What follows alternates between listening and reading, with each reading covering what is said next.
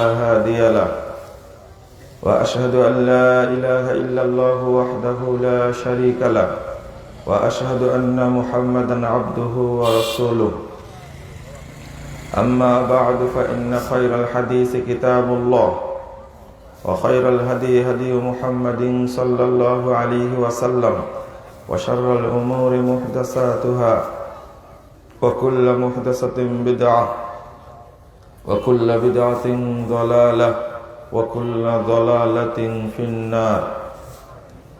فقد قال الله تعالى في كلامه المجيد والفرقان الحميد: أعوذ بالله من الشيطان الرجيم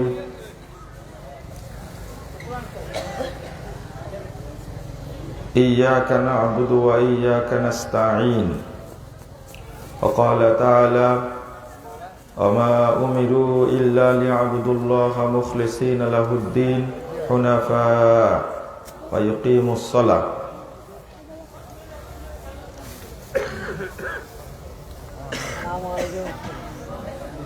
عن أبي هريرة رضي الله عنه قال: جاء أعرابي إلى النبي صلى الله عليه وسلم فقال: دلني على عمل إذا عملته دخلت الجنة. قال: تعبد الله لا تشرك به شيئا وتقيم الصلاة المكتوبة وتؤدي الزكاة المفروضة وتصوم رمضان. قال: والله لا أزيد على هذا ولا أنقص منه.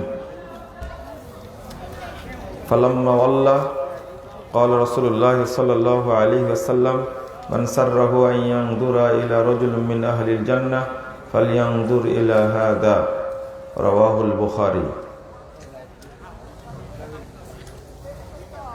মোহতারাম সভাপতি, উপস্থিত উলামায়ে কেরাম, সুধী সময় দিয়েছেন, শ্রম দিয়েছেন, অর্থ মেধা ব্যয় করেছেন, আল্লাহ রাব্বুল আলামিন তাদেরকে উত্তম প্রতিদান দান করুন, আমিন। সম্মানিত ভাতৃমণ্ডলী,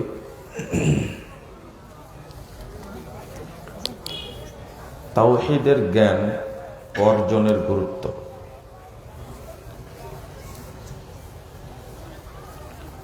পাশাপাশি অন্য বিষয় নিয়ে আমি আলোচনা করব ইনশাআল্লাহ। ওমা তাওফীকি ইল্লা বিল্লাহ আলাইহি তাওয়াক্কালতু ওয়া ইলাইহি উনীব। আপনারা যারা আশেপাশে ঘোরাফেরা করছেন, দোকানপাটে আছেন, তারা একটু মনোযোগ সহ বসে আলোচনা শোনার চেষ্টা করুন। আপনাদের এখন মনোযোগটা তাজা আছে, মানে ঝিমানো অবস্থা এখন নাই। আলোচনাটা বোঝানোর চেষ্টা করব ইনশাআল্লাহ।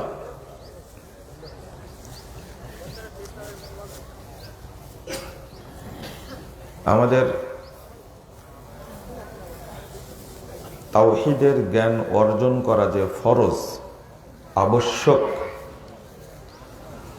এই অনুভূতি বা এই আগ্রহ, এই চেতনা আমাদের কারো মধ্যেই নেই।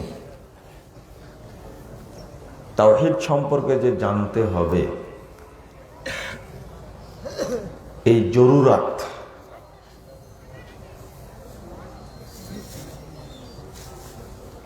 আমাদের মধ্যে নেই। অথচ এই তাওহীদের জ্ঞান না থাকলে কোনো ইবাদত, কোনো দোয়া, হজ, সালাত, যাকাত, সিয়াম কোনোটি কবুল হবে না। মানুষকে বোঝানোর চেষ্টা করছি যে আগে তাওহীদ সম্পর্কে বুঝেন। এদিকে কারা কথা বলছে ওদেরকে বসতে বলেন, না হলে চলে যেতে বলেন। পিছনে মসজিদের সামনে কারা কথা বলছে একটু দেখেন তো। তো আল্লাহ রাব্বুল আলামিন প্রথম যে আয়াতটা নাজিল করেছেন, আপনাদের সবারই তো মুখস্থ আছে, তাই না? বলেন তো কি? মাশাআল্লাহ। ইকরা বিসমি রাব্বিকাল্লাযী খালাক। প্রথম নাজিল করেছেন এটা। তো ইকরা, আপনি পড়ুন, বিসমি রব্বিকাল্লাযী খালাক। ওই রবের নামে, আপনার রবের নামে যিনি সৃষ্টি করেছেন। বিসমি রব্বিক, আপনার রবের নামে, আল্লাযী, যিনি খলাক, সৃষ্টি করেছেন, তার নামে, আপনার রবের নামে পড়ুন। তাহলে আমাদের পড়াশোনা করতে হবে। প্রথম শর্ত, জ্ঞানটা অর্জন করতে হবে কাকে চিনার জন্য? আল্লাহকে চিনার জন্য। এখন আমরা যে জ্ঞান অর্জন করছি, কেউ আল্লাহকে চেনার জন্য অর্জন করি না।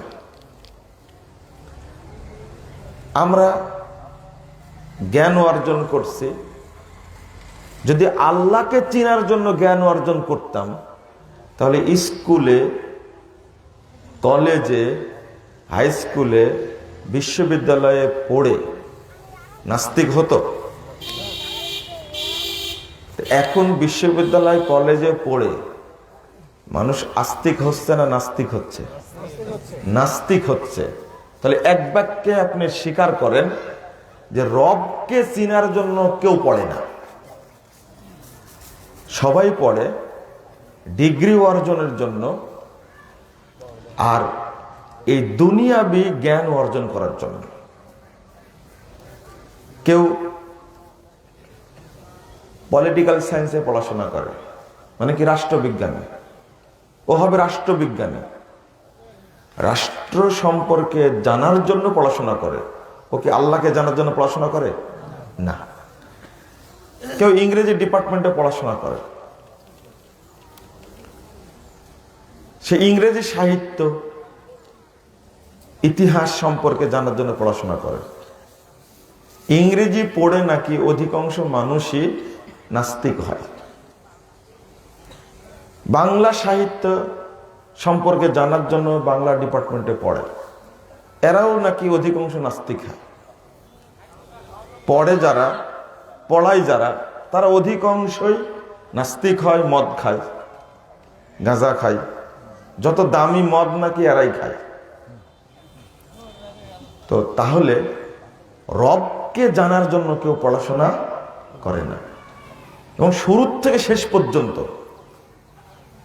একজন মা, একজন বাবা তার সন্তানকে তৈরি করে বড় টার্গেট নিয়ে, ছোট থেকে নিয়ে বড় করা পর্যন্ত টার্গেট থাকে। একে আমি আইনজীবী, ব্যারিস্টার তৈরি করব, অথবা তাকে আমি বিচারপতি, জাজ, ম্যাজিস্ট্রেট তৈরি করব। এই জন্য ল ডিপার্টমেন্টে পড়াশোনা করায়, আইনে পড়াশোনা করায়, তার টার্গেট থাকে। একজন ছেলে, একজন বাপ কয়েকদিন আগে আমাকে বললেন যে আমার ছেলেটাকে হাফেজ বানাচ্ছি, তবে উদ্দেশ্য আমার এই জন্য বড় আইনজীবী হয়। বুঝতে পারলেন? যারা ধর্মকে ভালোবাসে না, ইসলামকে ভালোবাসে না, আল্লাহকে, রাসূলকে ভালোবাসে না, তাদের সংখ্যা বেশি না আল্লাহকে যারা ভালোবাসে তাদের সংখ্যা বেশি? বলেন তো। যারা আল্লাহকে ভালোবাসে না তাদের সংখ্যা কি? তারা তো ইঞ্জিনিয়ার, ডাক্তার, আইনজীবী, বিচারপতি, সচিব তৈরি করার জন্য পড়াচ্ছেই। তা আপনি আল্লাহকে ভালোবাসেন, আপনার উচিতটা কি ছিল? তাওহীদ সম্পর্কে জানবে, বড় আলেম হবে, এই জন্য পড়ানোর দরকার ছিল, তাই না? একজন পরহেজগার, একজন দিনদার, তাকওয়াশীল, খাঁটি মুসলিমের উচিত তার সব সন্তানকে ইসলামী শিক্ষায় শিক্ষিত করা। চলেন, আমি যেটা বোঝাতে চাচ্ছিলাম, আল্লাহ বলেন ইকরা বিসমি রব্বিকাল্লাযী খালাক, রবকে চেনার জন্য পড়ো। আর আমরা পড়াচ্ছি যেগুলো রবের শত্রু, ইসলামের শত্রু, তাদেরকে চিনার জন্য আমরা পড়ছি বা পড়াচ্ছি। আর এই শিক্ষা সবগুলো নফল, ফরজ শিক্ষাটাই আমরা করিনি। নফল শিক্ষা, পদার্থ বিজ্ঞানী,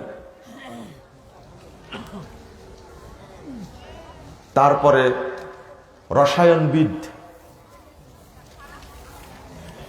বর্তমানে আজকে এই বছর কে কে কোন বিষয়ে নোবেল পুরস্কার পেল, এটাই আমাদের মনোযোগ থাকে, তাই না?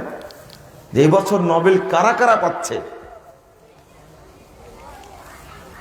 নরওয়ে থেকে যাদেরকে নোবেল পুরস্কার দেওয়া হয়, যতটা বিষয়ে পুরস্কার দেওয়া হয়, একটাও কোনো ইলমি ফরজ এলেম না, সবগুলো নফল। সবগুলো কি? নফল। এরা দুনিয়াতে সম্মানী হলেও আখেরাতে কেউ সম্মানী হবে না। তাহলে এই সম্মানের কোনো দাম আছে? না, কোনো দাম নাই। টেরা ফুটা পয়সা দাম নাই এদের। তাহলে নোবেল পুরস্কার পেয়ে কি লাভ হচ্ছে? নফল। কেউ যদি কম্পিউটার সায়েন্সে অনার্স মাস্টার্স করে, এটা নফল। কেউ অর্থনীতিতে অনার্স মাস্টার্স করছে, পিএইচডি করছে, এটা কি নফল? ফরজ যেটা, ওটা শিখিনি। বলেন একজন মুসলিমের উপরে প্রথম ফরজ কি? বলেন তাওহীদের জ্ঞান অর্জন করা। কি বলেন তো? ভাষাটা বলেন। তাওহীদের জ্ঞান অর্জন করা 1 নম্বর ফরজ। 2 নম্বর ফরজ হলো তার উপরে সালাত আদায় করা। সালাত সম্পর্কে জানা হলো 2 নম্বর ফরজ। তাহলে 1 নম্বর কি? বলেন তাওহীদের জ্ঞান অর্জন করা কি? ফরজ। অথচ এই ফরজটাই জানি না। আর এই জ্ঞানটা না থাকলে কোন ব্যক্তি মুসলমানও না, মুমিনও না, মুত্তাকিও না। এই জ্ঞান না থাকলে কেউ মুসলিম হতে পারবে? মুমিন হতে পারবে? তাহলে তবে সবাই মুসল্লি। যত মুসল্লি বাংলাদেশে আছে তাদের অধিকাংশই অমুসলিম। যত মুসল্লি আছে আল্লাহর ভাষায় তারা অধিকাংশই মুশরিক। যারা মুমিন দাবি করে তারা অধিকাংশই কি? মুশরিক। আল্লাহ বলছেন ওমা ইউমিনু আকসারুহুম বিল্লাহ ইল্লা ওয়া হুম মুশরিকুন। সূরা ইউসুফ 106 নম্বর আয়াত। তাহলে আমি যেন ওই মুশরিকদের অন্তর্ভুক্ত না হই, তাহলে আমাকে একটু চিন্তা করা লাগবে না? একটু ভাবা লাগবে না? আল্লাহ বলছেন ঈমান আনা সত্ত্বেও অধিকাংশ মানুষ মুশরিক। এই কথাটা কি আমার না আল্লাহর? তা আমাকে দোষারোপ করবেন কেন আপনারা? আমি শুধু আয়াতটা আপনাদের কাছে বলছি। আমি যে বললাম অধিকাংশ মুসল্লিরই ঈমান নাই, কথাটা কি আমার? মুসনাদ ইবনে আবি শাইবা 30,992 নম্বর হাদিসটা খুলেন আপনি। মওকুফ সূত্রে এসেছে ইয়াতি আলান নাসে জামান ইয়াজতামিউন ওয়া ইয়াসাল্লুনা ফিল মাসাজিদ। দলে দলে মানুষ মুসল্লি সেজে মসজিদে যাবে, মসজিদ ভর্তি থাকবে মুসল্লিদের। ইউসাল্লুন, মসজিদে গিজ গিজ করবে মুসল্লিতে, তারা সালাত আদায় করবে। ওয়ালাইসা ফীহিম মুমিন, কিন্তু তাদের মধ্যে একজনও ঈমানদার খুঁজে পাওয়া যাবে না।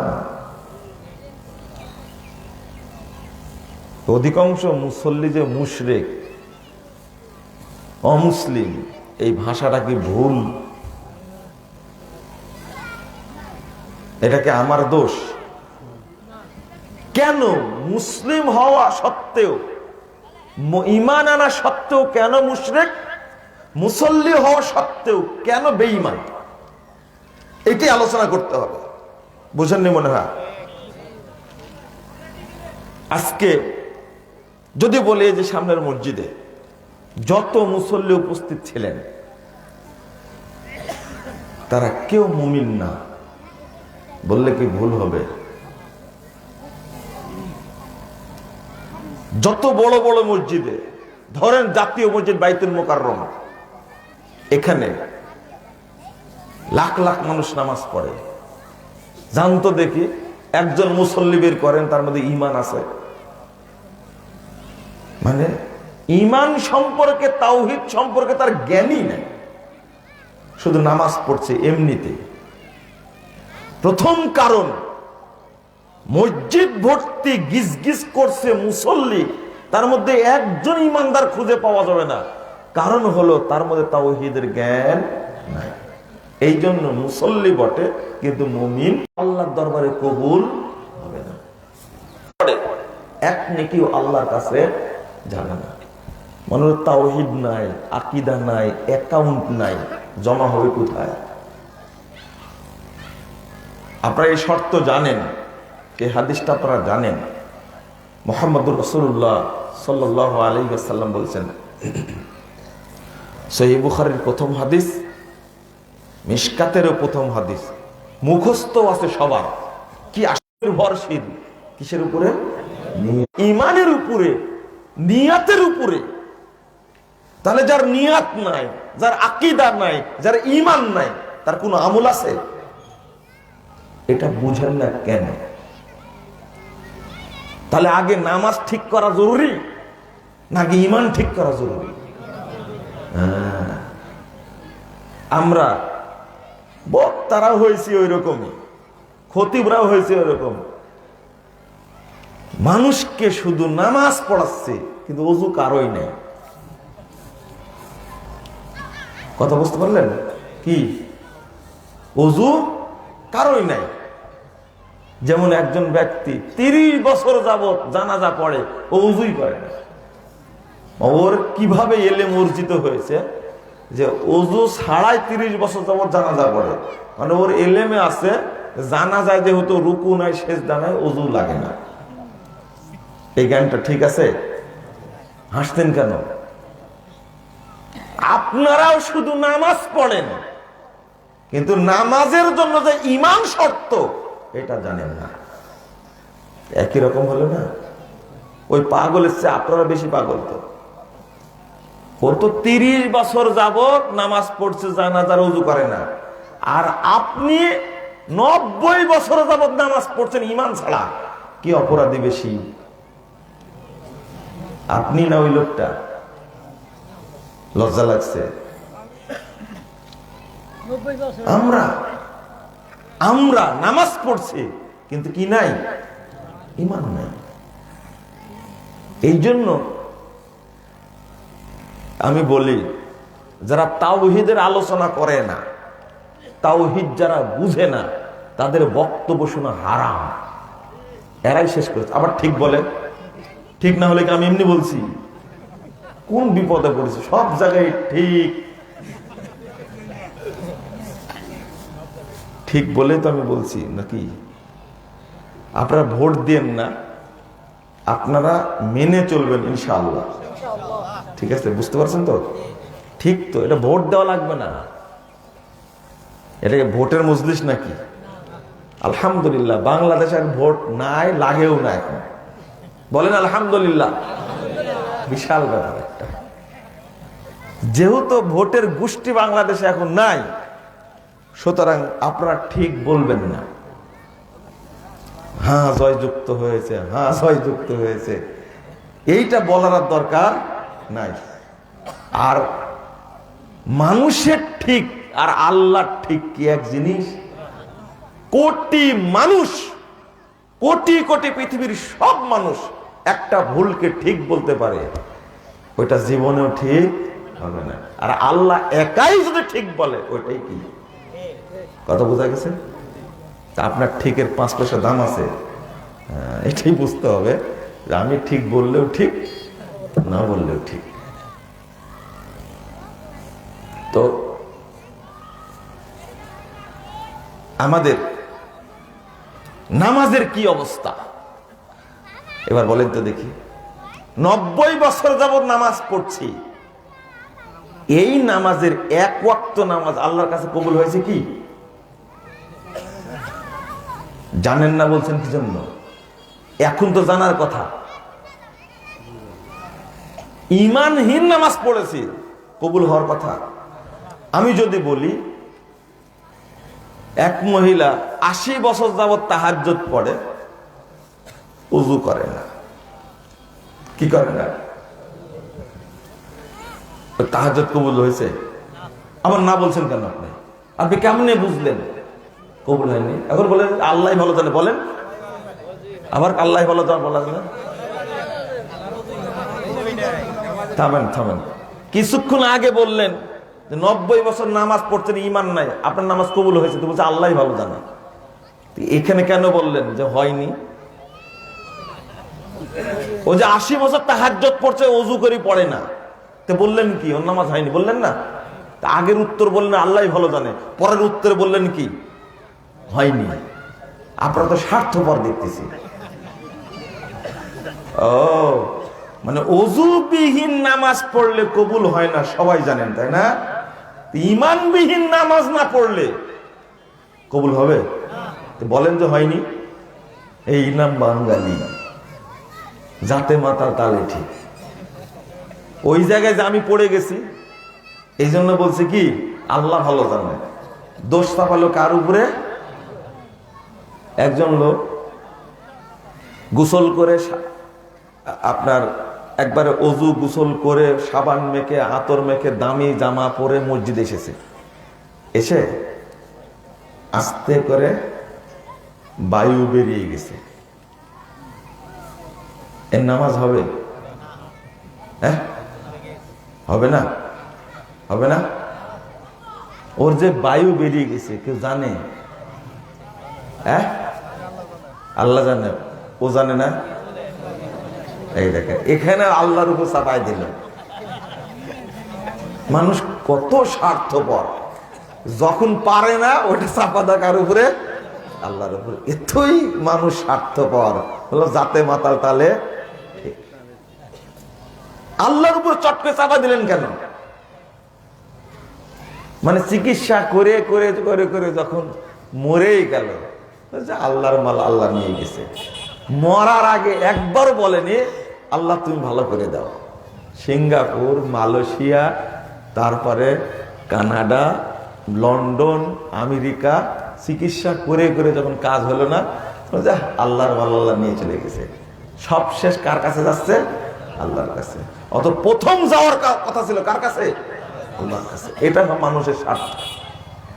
ও তো নিজেও জানে আমার ওযু নেই, কেউ জানতে না পারুক, ও তো জানে। বুঝেননি? তা আল্লাহর উপরে চাপালেন কেন? কেউ না জানে, কে জানে? বলছেন আল্লাহ জানে, ও নিজে জানে না আমার ওযু নাই। আপনি বলেন এবার, নামাজ তো পড়ছেন বহুদিন যাবত, ঈমান নাই, আপনার নামাজ কবুল হওয়ার কোন সম্ভাবনা আছে? 1%, 0.5%, 60% নেই। এটাকে জানেন যে আমার নামাজ কবুল হওয়ার সম্ভাবনা নাই।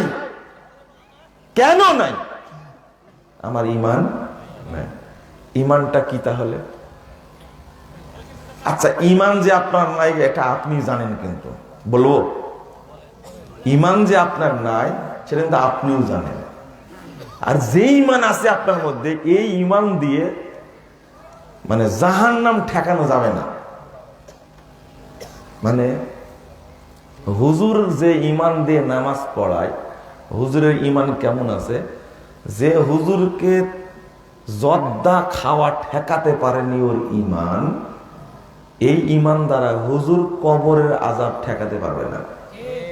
আবার ঠিক বলছেন, কোন বিপদে পড়লাম। আমি যে কথাটা বললাম সেইটা বুঝেন আগে।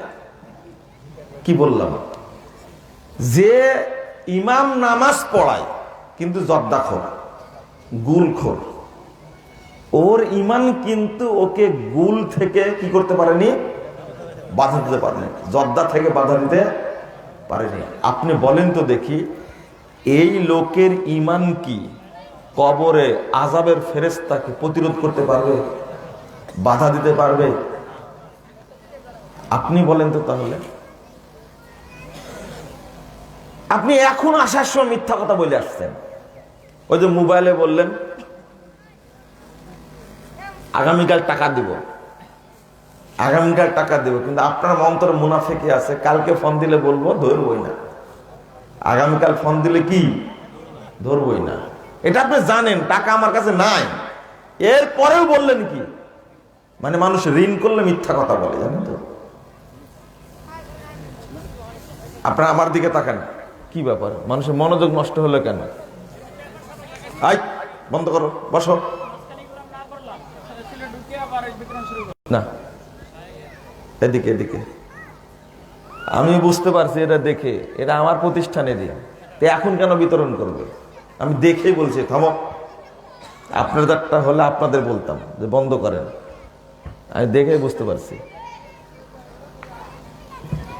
আলোচনার দিকে মনোযোগ। তারিখ বলেছে, ওই তারিখে প্রোগ্রাম দিয়েছি, ঠিক? কোথায় গেল সাইফুল ভাই? নাই, বলছে আমি এই তারিখ চাই, ওই তারিখেই প্রোগ্রাম হবে। গত বড় আপনাদের মনোযোগটা খুব ভালো ছিল, আজকে খুব ভালো মনে হচ্ছে। শ্রোতাদের মনোযোগ থাকলে আলোচনা করতে আমাদের ভালো লাগে, আলহামদুলিল্লাহ। আমার ভালো লাগে। বাদাম কেউ খাচ্ছেন না তো, কিন্তু পান খাচ্ছেন, এটা কিন্তু খুব বড় অন্যায় একটা। যে জিনিস জর্দা খাওয়া শেখায়, এই জিনিস খাওয়া ঠিক না। কারণ পানবিহীন খালি জর্দা খায় এই লোক একজন পাইছি আমি। বুঝেন কথা কি? বুঝতে পারছেন? পানবিহীন শুধু জর্দা খায় আমি জীবনে কয়জন পাইছি? একজন পাইছি। আর যারাই জর্দা খোর তারাই কি না, যারা পান খোর তারাই কি, যারা পান খোর তারাই জর্দা খোর। যে জিনিস হারামের পথ দেখায়, যে জিনিস হারামের পথ দেখায়, ওই জিনিস খাওয়া নিষিদ্ধ, খাওয়া উচিত না। যদিও বা এখন যারা পানখোর তাদের মধ্যে ৮০% মানুষই জর্দা খায়। জর্দার বিরুদ্ধে এত ওয়াজ করছে, কিন্তু পানখোরদের কোনো কাজে লাগছে না। আর আমি বলি আর একটা কথা, একান্তই দিনদার, একান্তই পরহেজগার যাদেরকে মনে করি, তাকওয়া আছে, যাদের মধ্যে তাকওয়া আছে, আমি মনে করি তাদের এই পানের মতো স্যাক স্যাক করা জিনিস খাওয়া উচিত না। অনেক জিনিস জায়েজ, বুঝছেন? ইমাম বুখারী একটা অধ্যায় রচনা করেছেন, অনেক জিনিস জায়েজ, কিন্তু ইখলাস তাকওয়ার খেলাফ হলে সেটা ছেড়ে দেওয়াটা উচিত। যেমন এখানে দোকান মনে করেন, চা স্টলে বসে এক কাপ চা খাওয়া হালাল না হারাম? হালাল। কিন্তু আমার কি উচিত হবে? আপনারাই বলবেন মুজাফফরের ঠিক হয়নি, এখানে বসে চা খাবে কেন? কিন্তু হারাম নাকি? আপনারা সবাই বলবেন অন্তত মুজাফফরের উচিত হয়নি এখানে বসে চা খাওয়া, বলবেন না? তো ওইটা উল্টা আপনার দিকে নেন না, ওইটাই উল্টা কি পরহেজগার মানুষ, নামাজি মানুষ বা তাহাজ্জুদ গুজার মানুষের উচিত না এইভাবে পান খাওয়া। এটা বললেই তো পান শেষ।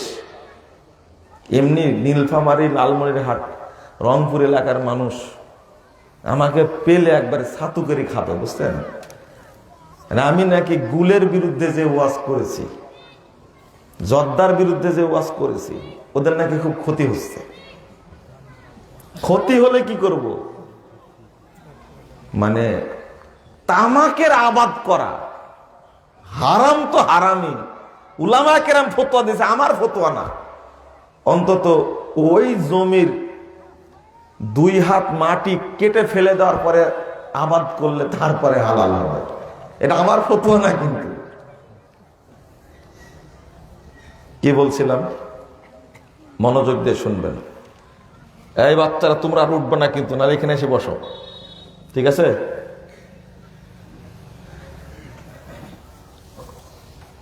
যদি আগে ঈমানটাকে পরিষ্কার না করেন তাহলে আপনার ঈমান বৃদ্ধি পাবে না। আপনি কি মনে করেন আমার ঈমান আছে? এই একজন বলেছে, বাকিরা বলেন না। আচ্ছা, আর একটা প্রশ্ন করি, এটা বোঝায় আগে। ওযু আছে কার কার?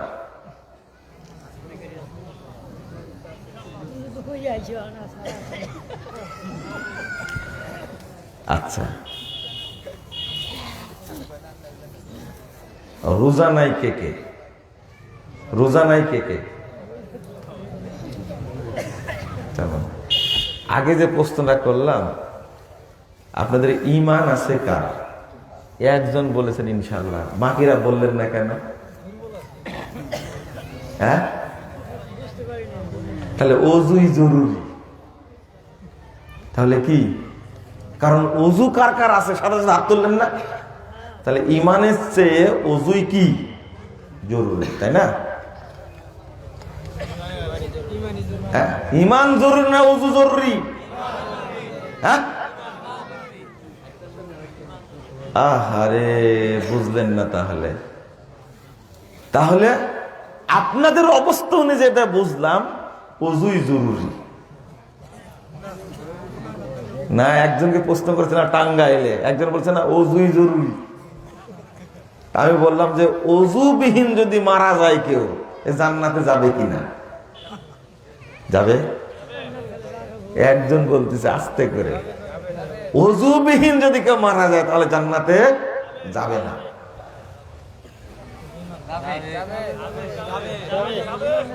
এত বিশ্লেষণ করে বললে আপনার ঈমান আছে?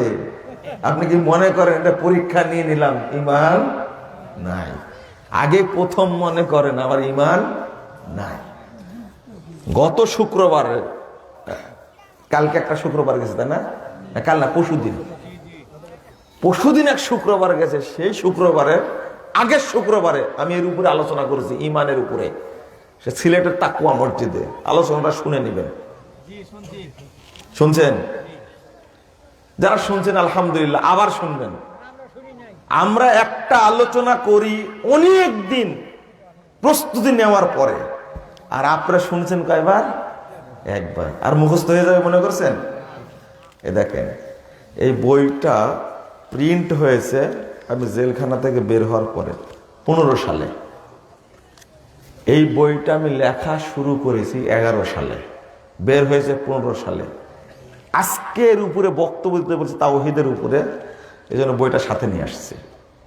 আপনারা দেখছিলেন, আমি বইটা দেখছিলাম তাই না? শুরু করার সময় কি বইটা দেখছিলাম না? তো বইটার লেখক আমি আরো কত বছর আগে, 12 বছর আগে, 11 সালে লিখছি তাই না? 10 বছর আগে, 10 বছর আগে লিখছি, প্রিন্ট করেছি আরো 6 বছর আগে। এবার চিন্তা করেন, এখনো পড়তেছি আমি, আর আপনারা একটা আলোচনা শুনেন কয়বার? একবার। মনে করলেন কেল্লা ফতে নাকি? না না, বারবার শুনলে জানা যাবে। তাও এটা নামাজের ওয়াজ না, কিসের? আকীদা, ঈমানের। তো আপনারাই বলেন, কেউ যদি ওযুন বিহীন মারা যায় জান্নাতে যাবে তো? ঈমান বিহীন মারা গেলে যাবে না। তাহলে আপনাদের কাছে যাতে বুঝলাম ওযুই জরুরি, ঈমান জরুরি না। ওযু আছে যে তাই হাত তুললেন সাথে সাথে, তাই না? বললাম ও কে কে রোজা নাই, হাত সাথে সাথে তুলেছেন, তাই না? তাহলে রোজা আর ওযুই আপনাদের কাছে জরুরি, ঈমান আর সালাত জরুরি না। আস্তাগফিরুল্লাহ, আস্তাগফিরুল্লাহ। তাহলে বুঝতে হবে ঈমানটা কি জরুরি ওযুর চেয়ে। ঈমান না থাকলে ওযু করে কি লাভ, তাই না? তো ঈমান না থাকলে নামাজ পড়ে কি লাভ? এবার কি বুঝতে পারছেন? বিষয়টা কাউকে বুঝাতেই পারছি না। যেদিন আপনি বলতে পারবেন, জিজ্ঞেস করা মাত্রই আপনার মধ্যে ইসলাম আছে, 1 সেকেন্ড দেরি করবেন না, সেদিন বুঝবেন আমার ইসলাম আছে। যদি 1 সেকেন্ড, হাফ সেকেন্ড, 1 মুহূর্ত দেরি করেন, তাহলে বুঝবেন এখনো ইসলাম নাই। ঠিক যেমন বলতে পারলেন উযু আছে কিনা, সাথে হাত তুললেন না, এর চেয়ে 1 কোটি গুণ দ্রুত আগে হাত তোলা লাগবে, আমার ঈমান আছে। কারণ এই উযু থাক বা না থাক, ঈমান থাকলে একজন ব্যক্তি কি জান্নাত পাবে ইনশাআল্লাহ। তাওহীদ থাকলে কি জান্নাত পাবে। আর ঈমান ছাড়া উযু থাক, সালাত থাক, নামাজ থাক, হজ থাক, যাকাত থাক, জান্নাতে যাওয়া যাবে? এবার বুঝেছেন তাহলে, তাই না? এটাই বললাম, তাওহীদবিহীন কেউ জান্নাতে ঢুকতে পারবে না।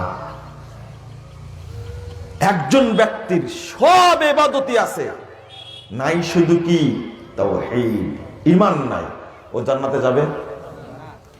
একজন ব্যক্তির কোনো ইবাদতই নাই, নামাজ, রোজা, হজ, যাকাত, সাদাকা কিচ্ছু নাই, তবে ঈমান আছে, বলেন তো যাবে কিনা জান্নাতে?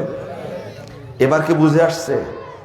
তাহলে আগে সংগ্রহ করা জরুরি, ফরজ কোনটা? ঈমানের জ্ঞান জরুরি, ঈমানের জ্ঞান জরুরি। আমি অনেক দলিল দিতে পারবো যে বহু মানুষ, অনেক মানুষ নামাজ, রোজা, হজ, যাকাত, সাদাকা, অন্য ইবাদত ছাড়াই শুধু তাওহীদ নিয়ে জান্নাতে যাবে। কিন্তু একটা দলিলও পাবেন না যে তাওহীদ ছাড়া সমস্ত ইবাদত নিয়ে জান্নাতে গেছে। একটা দলিলও আপনি কেন, আপনি 14 পুরুষ কবর থেকে উঠলেও দলিল দিতে পারবেন না। কথা কি বুঝতে পারলেন? এই জন্য মুহাম্মদ সাল্লাল্লাহু আলাইহি ওয়াসাল্লাম সাহাবীদেরকে আকীদার প্রশিক্ষণ দিয়েছেন, তাওহীদের প্রশিক্ষণ দিয়েছেন 13 বছর। কত বছর? 13 বছর। এই জীবনে, মাক্কি জীবনে রাসূলের উপরে আর কোন বিধান নাজিল হয়নি। বলেন, এই 13 বছরে সালাত নাজিল হয়েছিল না? হিজরতের পূর্ব মুহূর্তে নামাজ নাজিল হয়েছে? যাকাত নাজিল হয়েছিল না? নবী সাল্লাল্লাহু আলাইহি সাল্লামের নবুয়তি জীবনের 15তম বছরে গিয়ে যাকাত নাজিল হয়েছে, সিয়াম নাজিল হয়েছে, জিহাদ নাজিল হয়েছে আরো পরে, হজ নাজিল হয়েছে আরো পরে। তাহলে 13টি বছর আল্লাহর রাসূল জিবরিল আমিন প্রশিক্ষণ দিয়েছেন সাহাবীদেরকে প্রশিক্ষণ দিয়েছেন 13 বছর। আপনি কি ঈমানের জ্ঞান অর্জন করার জন্য 13 মাস ব্যয় করেছেন? হ্যাঁ, 13 বছর বাদ দিলাম, 13 মাস ব্যয় করেছেন, 13 সপ্তাহ ব্যয় করেছেন, 13 দিন ব্যয় করেছেন, 13 ঘন্টা ব্যয় করেছেন, 13 মিনিট ব্যয় করেছেন? আপনি বলতে পারবেন না 13 মিনিট একদিন চেষ্টা করেছি যে তাওহীদ বুঝি কিনা, আপনি ব্যয় করেননি। এই ওয়াজ কাকে শোনাবো? যারা আমার ওয়াজ বুঝবে, আলোচনা বুঝবে, তারা কেউ এখানে আসেনি। আসছে যাদেরকে আপনারা শিক্ষিত মানুষ বলেন, ওরা তো কলেজে মাস্টারি করে, বিশ্ববিদ্যালয়ের শিক্ষক, বড় বড় সরকারি চাকরি করবে। ওরা মনে করছে এই সমস্ত জায়গায় আমরা যাব কেন? এখানে যারা আসছেন দিনদার, পরহেজগার, গিররুন কারিম হাদিসে আসছে, দরিদ্র মানুষ, ভ্যান চালক, তারাই আসছে এখানে। ওরা আসেনি, ভদ্র শ্রেণীর মানুষেরা আসেনি। তাও আবার রবিবার। কি বার? রবিবার মানে কি ছুটির দিন? কি না, সব খোলা। ওদের আসার দরকার নেই, ওদের জান্নাতেরও দরকার নেই। আমাদের কি দরকার? জান্নাত দরকার, তাই না? আমাদের দুনিয়ার দরকার নাই। আমরা দরিদ্র, অসহায়, মূর্খ মানুষ, আল্লাহর কাছে চাই, আল্লাহ তুমি আমাদের এই কিয়ামতের ভয়ঙ্কর অবস্থার মধ্যে ফেলো না, তুমি আমাদেরকে 500 বছর আগে জান্নাত দিও, আমিন। হাদিসে আসছে না, দরিদ্র শ্রেণীর মানুষগুলো কিয়ামতের মাঠের অবস্থা বুঝতেই পারবে না, বুঝার আগেই 500 বছর আগে জান্নাতে যায় রাজত্ব করবে। বলেন আলহামদুলিল্লাহ। এরপরেও বলছি, আমরাই তাওহীদ বুঝবো ইনশাল্লাহ। বলেন ইনশাল্লাহ আমরাই বুঝবো, ওদের বুঝার দরকার নাই। ওরা যে জ্ঞান অর্জন করেছে কিভাবে 1 শাক করে 5 কোটি টাকা মারা যাবে, এই জ্ঞান ওরা ঠিকই অর্জন করেছে, তাই না? এক কলমে কিভাবে 10 লাখ টাকা মারা যাবে ওরা কিন্তু জানে, আমাদের জানার দরকার নাই। আপনারা কি বুঝেছেন কথাটা? হায় হায় হায়, মানুষ বুঝতে চায় না। আর আমরা শিখবো এক কথাই যেন আল্লাহ আমাদেরকে জান্নাত দান করে। শিখবো, বলেন আশহাদু আল্লা ইলাহা ইল্লাল্লাহ ওয়াহদাহু লা শারীকা লাহু ওয়া আশহাদু আন্না মুহাম্মাদান আবদুহু ওয়া রাসূলুহু। একটা দলিল তিরমিজির 2য় খণ্ডের 194 পৃষ্ঠা একটা হাদিস এসেছে, হাদিসটা মনে রাখবেন। না সরি, 2য় খণ্ডের 92 পৃষ্ঠা হাদিসটা এসেছে। রাসূল সাল্লাল্লাহু আলাইহি ওয়াসাল্লাম বলছেন, একজন ব্যক্তি এত পাপ করেছে, এত পাপ করেছে, 99টা খাতা আল্লাহ তার সামনে খুলে দিবেন। হায় হায়, 99টা খাতা, এক একটা খাতা এত বড়, ও যেই দিকে তাকাবে খাতাটা তত বড়। ওর দৃষ্টি যত দূরে যাবে ওর খাতাটা কি তত, 99টা খাতা দেখে দেখবে ওর মধ্যে একটাও নেকি নাই। শুধু কি আল্লাহ তার চাদরের তলে ডেকে নেবেন, নিয়ে বলবেন, বান্দা দেখো তো এগুলো করেছো তুমি, তুমি কি করেছো পাপ? বলছে হ্যাঁ আল্লাহ, পাপ আমারই পাপ। দেখো আমার ফেরেশতারা ভুল করেছে কিনা। কথা বুঝতে পারলেন? আমার ফেরেশতারা ভুল করেছে কিনা। তখন বলছে যে না আল্লাহ, আপনার ফেরেশতারা একটা ভুল লেখেনি, যা করেছি তাই লেখছে। হায় হায়, কি অবস্থা হয় বলেন তো দেখি। আল্লাহ বলবেন, এই কার্ডটা তুমি রাখো। কি? আল্লাহ একটা কার্ড দিবেন, বিতাকা হাদিসে আসছে, একটা কার্ড দিবেন, বলুন যে এটা তুমি রাখো, একটা কার্ড রাখো। তখন বান্দা আল্লাহর দিকে তাকায় বলবে যে আল্লাহ তুমি আমার সাথে ঠাট্টা করছো, এত পাপ, আরে ছোট্ট কার্ডে কি হবে? তখন আল্লাহ বলবেন যে আমি কি তোমার সাথে ঠাট্টা করছি মনে করো? রাখোই কাছে, এটা কাছে রাখো। আল্লাহ রাব্বুল আলামিনের কত রহমত, কত দয়া। নেকির পাল্লা পাপের পাল্লা যখন সমান করা হবে, নেকির পাল্লায় কোনো নেকি না, বরং পাপের পাল্লায় 99টা খাতা উঠে বসেছে। তাহলে পাপের পাল্লা ভারী হবে না নেকির পাল্লা ভারী হবে? পাপের পাল্লা ভারী হয়ে গেছে। আল্লাহ জিজ্ঞেস করবেন আইনা বিতাকাত, এই তোমার ওই কার্ডটা কই, ওই কার্ডটা কই? কার্ডটা বের করে নেকির পাল্লায় রাখা মাত্রই নেকির পাল্লা ভারী হয়ে যাবে। এটাই হলো আল্লাহুম্মা হাসিবনি হিসাবাই ইয়াসীরা। নেকির পাল্লায় দেওয়া মাত্রই পাল্লা ভারী হয়ে যাবে। বলেন তো এই কার্ডে কি লেখা আছে?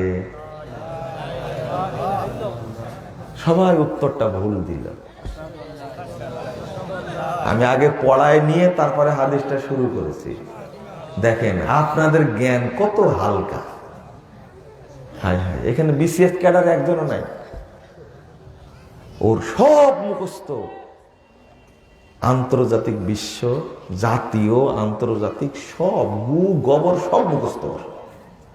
কথা বুঝতে পারলেন? একজন বিসিএস ক্যাডার এত পড়াশোনা করে, পড়তে পড়তে ভূত হয়ে যায়, মানে এত ঝালাই করে নিয়ে একজন ক্যাডার বানানো হয়, এতই পড়া পড়ে।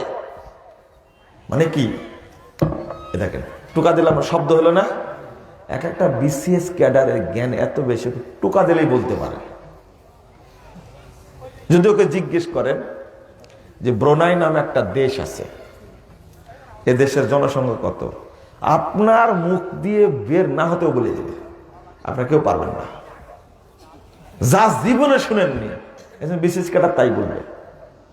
কিন্তু ওকে যদি জিজ্ঞেস করেন যে কার্ডে কি লেখা আছে, ও মনে হয় বলবে, কি বলবে, ও খুব চিন্তা করে বলবে। আপনি যদি সহজ করেও দেন, ও তবুও বলবে যে সম্ভবত এই কার্ডের মধ্যে লেখা আছে। খুব ভেবে চিনতে ও বলবে, মনে হয় হাট্টিমা টিম টিম তারা মাঠে পাড়ে ডিম, মনে হয় এটা লেখা আছে। বুঝেননি কথা? মানে ওর মাথা এটা ছাড়া আর কিছুই নাই। আস্তাগফিরুল্লাহ। তাহলে এই কার্ডে কি লেখা আছে? আশহাদু আল্লা ইলাহা ইল্লাল্লাহু ওয়া আশহাদু আন্না মুহাম্মাদান আবদুহু ওয়া রাসূলুহু। ছোট্ট এই কালেমাটার কারণে, এই তাওহীদের কারণে এই লোকটি জান্নাতে চলে যাবে। এই লোকের কোনো নেকি ছিল? উল্টা কি ছিল? উল্টা কি ছিল? শুধু পাপই ছিল, কিন্তু এই বান্দার কাছে সংরক্ষিত ছিল তাওহীদ। এই তাওহীদের কারণে আল্লাহ বান্দাকে মাফ করে দিয়েছে। এবার বুঝতে পেরেছেন তাওহীদের কি বরকত? ওর সালাত নাই, সিয়াম নাই, হজ নাই, কোন নেকির গোষ্ঠী নেই, খালি সংরক্ষণে ছিল কি?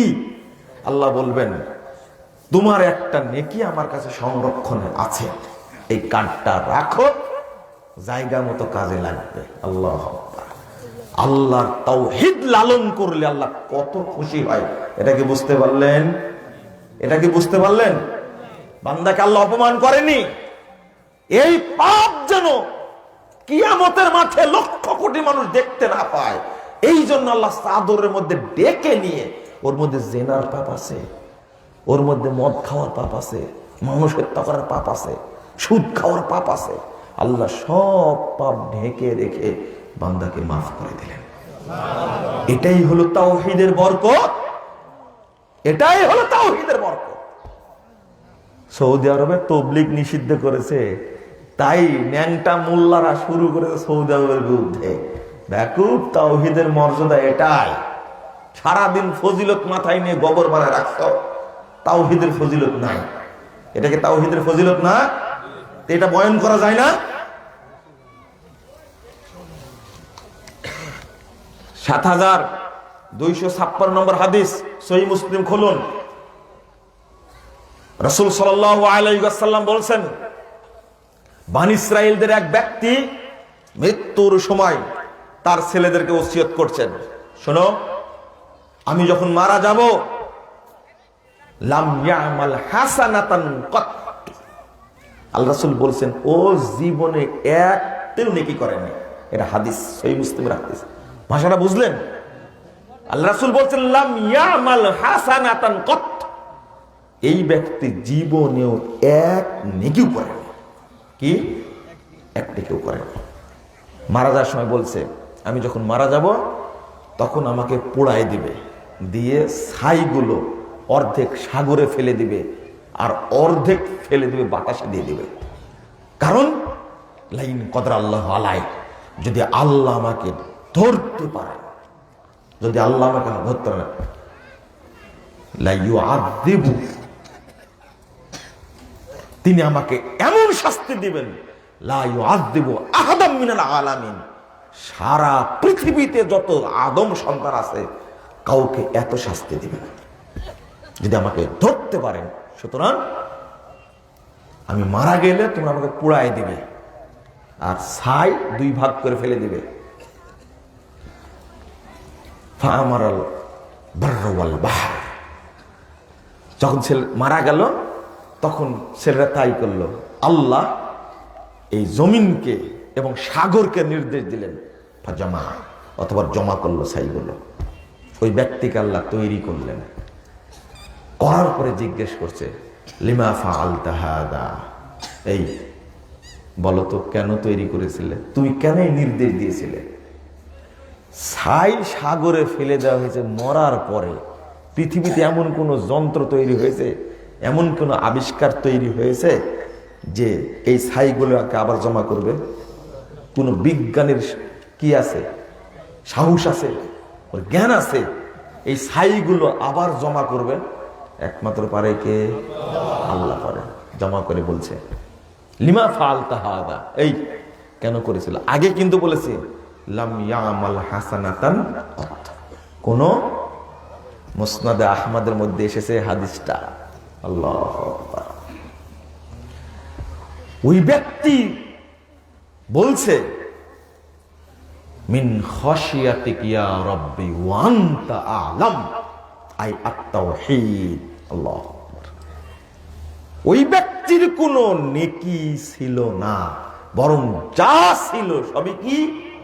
পাপ। তাই বলছে আল্লাহ আমাকে এমন শাস্তি দিবেন, জগৎবাসী আর কাউকে এত শাস্তি দিবেন না। লোকটার মধ্যে ছিল একমাত্র কি? মিন খাশিয়াতিক, আল্লাহ তোমার ভয়েই করেছি, ও আনতা আ'লাম, আর আমার চেয়ে তুমি বেশি জানো। আমাদের ঈমান কেবল মসজিদ পর্যন্ত গেছে, আর ওই লোকটার ঈমান গেছে কত দূর? আল্লাহ পর্যন্ত। আমাদের কারো ঈমান, অধিকাংশ মানুষের ঈমান এখনো গলা পর্যন্তই আছে। কি? কোন পর্যন্ত? গলা পর্যন্তই আছে। লা ইউজাবিরু হানাজিরাহুম, মানে আমাদের এখনো কণ্ঠনালী ভেদ করেনি। মাথায় আসছে ঢোক চিপলে তো তৃপ্তি পাবেন নাকি? বুঝেননি মনে হয়। শুধু চা বালে তৃপ্তি পাওয়া যায় না, ঢোক গিলে বেশি তৃপ্তি লাগে। হ্যাঁ, মানে ঢোক এখনো গিলেন, নিচে নামেইনি। কোন পর্যন্ত আছে? আমাদের মসজিদে দূরে থাক, মসজিদ পর্যন্ত ঈমান গেছে এরকম লোক কে আছে এখানে? তাও তাড়াতাড়ি হাত তোলা সাহস নাই আপনাদের। তাহলে এখানেও প্রমাণ হলো আপনারা সাহস করে বলতে পারলেন না যে আমাদের ঈমান মসজিদ পর্যন্ত গেছে। আমি বললাম কি, কারো ঈমান এখনো মুখের মধ্যে আছে, ভিতরে ঢুকেইনি, তাই বললাম না? এটাই ঠিক। মসজিদ পর্যন্ত যায়নি, আল্লাহ পর্যন্ত কখন যাবে? আর ওই ব্যক্তির ঈমান গেছে কত পর্যন্ত? হয়তো অনেক পাপ করেছে, শেষ জীবনে এমন তওবা করেছে, সে তাওহীদ নিয়ে মারা গেছে। ভয় না ঢোকা পর্যন্ত আর বলেনি তো যে আমাকে পোড়ায়া, এমন ভয় ঢুকছে পোড়াবা, ছাই করবা, অর্ধেক ছাই জমিনে ফেলে দিবা, অর্ধেক ছাই সাগরে ফেলে দিবা, যেন আল্লাহ ধরতে না পারে। তাহলে কাকে ভয় করেছে? আল্লাহকে। তাওহীদ তার মধ্যে আছে। আল্লাহ রাসূল সাল্লাল্লাহু আলাইহি ওয়াসাল্লাম বলছেন গফারাল্লাহু লাহু, আল্লাহ ওই বান্দার সব পাপ ক্ষমা করে দিয়েছেন। কিসের কারণে? ওর কোন নেকি ছিল? কি বুঝলেন বলেন? আগে তাওহীদের জ্ঞান অর্জন করবেন না সালাতের জ্ঞান অর্জন করবেন? তাহলে মাস্টার্স পাস করে কি লাভ? অনার্স পাস করে কি লাভ? প্রফেসর হয়ে কি লাভ? পিএইচডি ডিগ্রি অর্জন করে কি লাভ? বিসিএস করে কি লাভ? বিলাতি হয়ে কি লাভ? লাভ নাই। তাওহীদের জ্ঞান না থাকলে জাগতিক যত ডিগ্রি অর্জন করে অর্থ বৈভব, বিত্ত বৈভবের মালিক হয়ে কোন লাভ আছে? হাজার হাজার কোটি হেক্টর জমির মালিক হয়ে কোন লাভ আছে? লাভ নাই। শত শত বিঘা সম্পত্তির মালিক লাভ আছে? শত শত ডিগ্রি অর্জন করে লাভ আছে? সারা পৃথিবীর কেউ যদি প্রধানমন্ত্রী হয় লাভ আছে? 5 পয়সা লাভ নাই। আগে থাকতে হবে কি? তাওহীদের জ্ঞান। বোঝাতে পারিনি, তাওহীদের জ্ঞান না থাকলে কোনো ইবাদত কবুল হয় না। তার দলিল কি বলেন? বলেন, দেখো তো কারণ গেছে মনে হয়।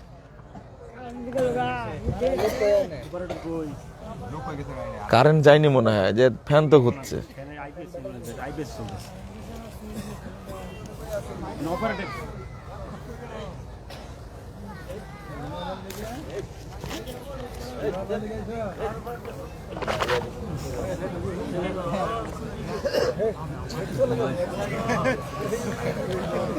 উঠতে দেন, উঠতে দেন, আগে স্বাভাবিক হতে দেন ওকে।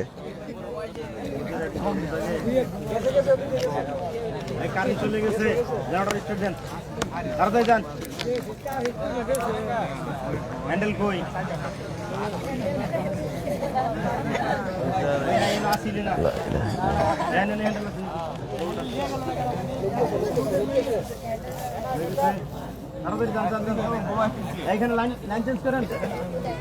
না, আগে লাইন দিতে হবে, তারপর লাইন চেঞ্জ করতে হবে। আপনারা বসেন, বসেন, উঠবেন না, একটু থামেন, একটু থামেন।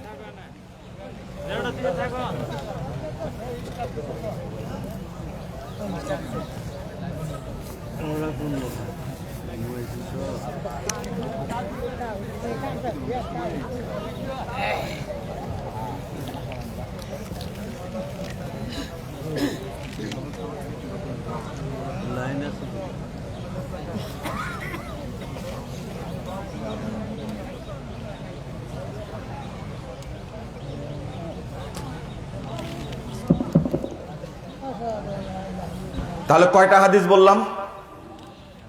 কয়টা? দুইটা বললাম, আরো কয়েকটা বলি। এই আলোচনা এই বছর হয়নি। 2828 নম্বর হাদিস দেখেন, আর একটা প্রমাণ দেয় আপনাকে। সেই বুখারী হাদিস, রাসূল সাল্লাল্লাহু আলাইহি ওয়াসাল্লাম তার খাদেমের কাছে গেছেন। এই খাদেম ছিল ইহুদি। কি ছিল?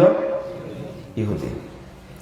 তো গেছে, ইহুদি অবস্থায় মারা যাচ্ছে।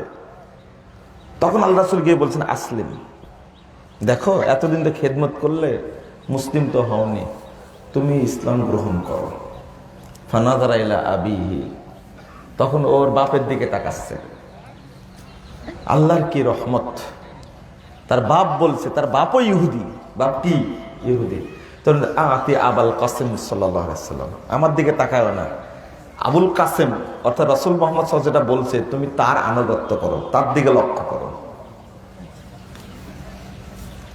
তখন ফাকালা আশহাদু আল্লা ইলাহা ইল্লাল্লাহ ওয়া আশহাদু আন্না মুহাম্মাদান আবদুহু ওয়া রাসূলুহু, এই কথা বলে মাতা মারা গেল। রাসূল সাল্লাল্লাহু আলাইহি ওয়াসাল্লাম বলেছেন, আলহামদুলিল্লাহিল্লাযী আনকাদাহুল্লাহু মিনান নার, ওই আল্লাহর প্রশংসা করছি, আল্লাহ এই ছেলেটাকে জাহান্নামের আযাব থেকে বাঁচিয়ে দিয়েছেন। এ নামাজ পড়েছে, রোজা করেছে, কিসের বিনিময়ে জান্নাতে গেল? তাহলে এই ছেলেটা নামাজ ছাড়াই জান্নাতে গেছে, সিয়াম ছাড়াই, হজ ছাড়া জান্নাতে চলে গেছে। আপনারা বলবেন এ তো কেবল মুসলিম হইলে তাই জান্নাতে গেল, তাই না? আগে যে দুইটা বললাম ওই দুইটা পাপ করে মারা গেছে, জান্নাতে চলে গেছে, তাই না? কিসের বরকতে? তাওহীদের বরকতে। আমাদের ইলিয়াসি তাবলীগ আজকে বাংলাদেশে মানুষের ঈমান নষ্ট করে, তাওহীদ নষ্ট করার জন্য, আকীদা নষ্ট করার জন্য মসজিদে মসজিদে ঘুরে ঘুরে সবাইকে সুফিবাদ বানাচ্ছে। কথা বুঝতে পারলেন? তাওহীদ নষ্ট করছে। যে তাওহীদ শিক্ষা দেওয়ার জন্য আমরা চিল্লাচ্ছি, আমরা চিৎকার করছি, আমরা বই লিখে প্রচার করছি তাওহীদ গ্রহণ করেন, আর ওরা তাওহীদ নষ্ট করার জন্য মসজিদে মসজিদে যাচ্ছে। এই তাওহীদ। তাহলে বোঝা গেল তোমার ঈমান না থাকার পরে, তাওহীদ না থেকে শুধু ফজিলতের বয়ান করলে জান্নাতে যাওয়া সম্ভব না। সৌদি আরবে অন্য পাপ অনেক আছে, কিন্তু আলহামদুলিল্লাহ তাদের মধ্যে শিরিক নাই। আল্লাহ এই দেশকে তাওহীদের দেশ করে দিয়েছেন, আলহামদুলিল্লাহ। তোমরা আজকে সৌদি আরবের পিছনে লাগছো, সৌদি আরব এমনি নিষিদ্ধ করেছে। এদের সৌদি আরবের কাজ হলো মানুষকে তাওহীদ শিক্ষা দেওয়া। আর ইলিয়াসি তবলিগের সারা পৃথিবীতে কর্মসূচি হলো তাওহীদকে নষ্ট করা, বিপরীতমুখী। খেয়াল করেছেন? বিপরীতমুখী। আলেম ওলামা তাওহীদ রক্ষা করার জন্য তবলিগ যেন ঢুকতে না পারে কোনো মসজিদে, তাই নিষিদ্ধ করেছে। এটা কি অন্যায় করেছে? সৌদি আরব এ যাবৎ যত ভালো কাজ করেছে তার মধ্যে দ্বিতীয় ভালো কাজ এটা। মোহাম্মদ বিন আব্দুল ওহাবের সময়ে সৌদি আরবে যত মাজার পূজা, কবর পূজা, পীর পূজা, খানকা পূজা ছিল, মূর্তি পূজা ছিল, এক ফতোয়ার কারণে সারা সৌদি, শুধু সৌদি না আরব বিশ্ব থেকে সব মানুষ পূজা, কবর পূজা, খানকা পূজা, মাজার পূজা সব নিষিদ্ধ করে দিয়েছিল। আর ওই ঢেউ উপমহাদেশে লাগছিল। শাহ ইসমাইল শহীদ, সাইদ আহমদ শহীদ, তিতুমির তারা আন্দোলন করে, স্বাধীনতা আন্দোলন যেমন করেছেন তেমনি মানুষের ঈমান রক্ষার জন্য, তাওহীদ রক্ষার জন্য মাজার পূজা, কবর পূজা, পীর পূজার বিরুদ্ধে ফতোয়া দিয়েছিলেন। আর এই কাজটা করেছে যে তাবলীগ জামাত নিষিদ্ধ, কোন মসজিদে ঢুকতে না পারে, কারণ তাওহীদ নষ্ট করছে। এবার বুঝতে পেরেছেন তো? রাসূল সাল্লাল্লাহু আলাইহি ওয়াসাল্লাম উহুদের যুদ্ধের দিনে বলছেন, ইন্নী ওয়াজাদতু রাইহাতাল জান্নাহ মিন ওয়ারাই উহুদ। আমি উহুদ পাহাড়ের ওই পার্শ্বে থেকে, আমি উহুদ পাহাড়ের পার্শ্বে থেকে আমি জান্নাতের সুগন্ধি পাচ্ছি। আল্লাহু আকবার, আমি জান্নাতের সুগন্ধি পাচ্ছি। এই কথা বলার মাত্রই খেজুর খাচ্ছিলেন একজন মুশরিক ব্যক্তি।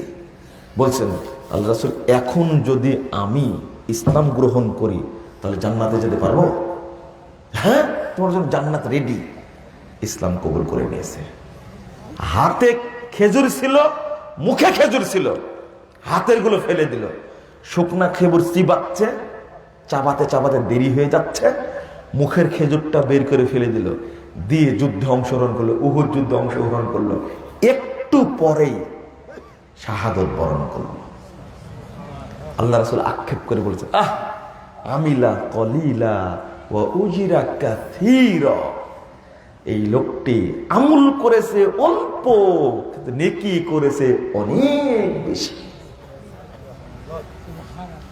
অল্প টাইম যুদ্ধে গিয়ে অল্প আমল করার কারণে তার ইখলাস, তার ঈমান এত বৃদ্ধি পেয়েছিল, অল্প আমল করলেও আল্লাহ নেকি তাকে অনেক বেশি দিয়ে দিয়েছে।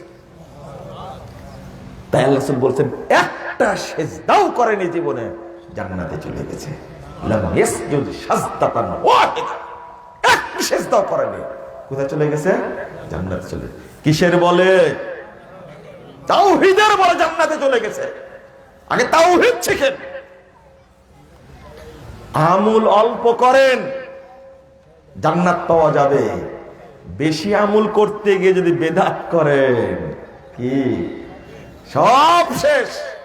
এই যে সকাল 9টা থেকে ওয়াজ শুনছেন, এখন যদি একটা মুনাজাত মারি দিই শেষে গিয়ে, আখেরি মুনাজাত মারি দিয়ে একটা যা নেকি পেয়েছেন সব গোষ্ঠী কি শেষ। মানে যখনই সুন্নাতি আমলের সাথে ইবলিসি আমল, শয়তানি আমল যোগ হয়, তখন আমল সব কি হয়ে যায়? নষ্ট হয়ে যায়। বেদাত এই ছড়াইছে কে? ইবলিস। বেদাতি আমলের, জাল হাদিসের, জাল আমলের আবিষ্কারক কিন্তু ইবলিস। কে? ইবলিস। এতক্ষণ যে ওয়াজ শুনলেন, আলোচনা শুনলেন, এগুলো কি? সুন্নাতি শারঈ। এর সাথে যদি ইবলিসি শয়তানি আমল যোগ হয়, তাহলে এটা পবিত্র থাকলে না অপবিত্র হয়ে গেল? হ্যাঁ, বেদাত ঢুকলে আপনার আমলগুলো, আমল নামা কি হয়ে যাবে? অপবিত্র হয়ে যাবে। আর জীবনে করবেন বেদাত? হ্যাঁ, কোনদিন না। আমল অল্প করবেন, বেশি আমল করতে যায় বেদাত করার দরকার নাই। অল্প আমল করবেন, আমলটা যদি ফ্রেশ হয়, আমলটা যদি ইখলাস পূর্ণ হয়, এই অল্প আমলে আল্লাহ অসংখ্য নেকি দান করবেন ইনশাআল্লাহ। এই হাদিসটাতে বললাম, তাই না? আমিলা কলিলা ওয়া উজিরা কাসীরা। এই লোকটি আমল করেছে খুব সামান্য, তার ইখলাসের কারণে নেকি হয়েছে অনেক বেশি। দলিল পেলেন? সহিহ বুখারী হাদিস পেলেন? বেশি আমল করার দরকার আছে? বেদাত মুক্ত অল্প আমল করবেন।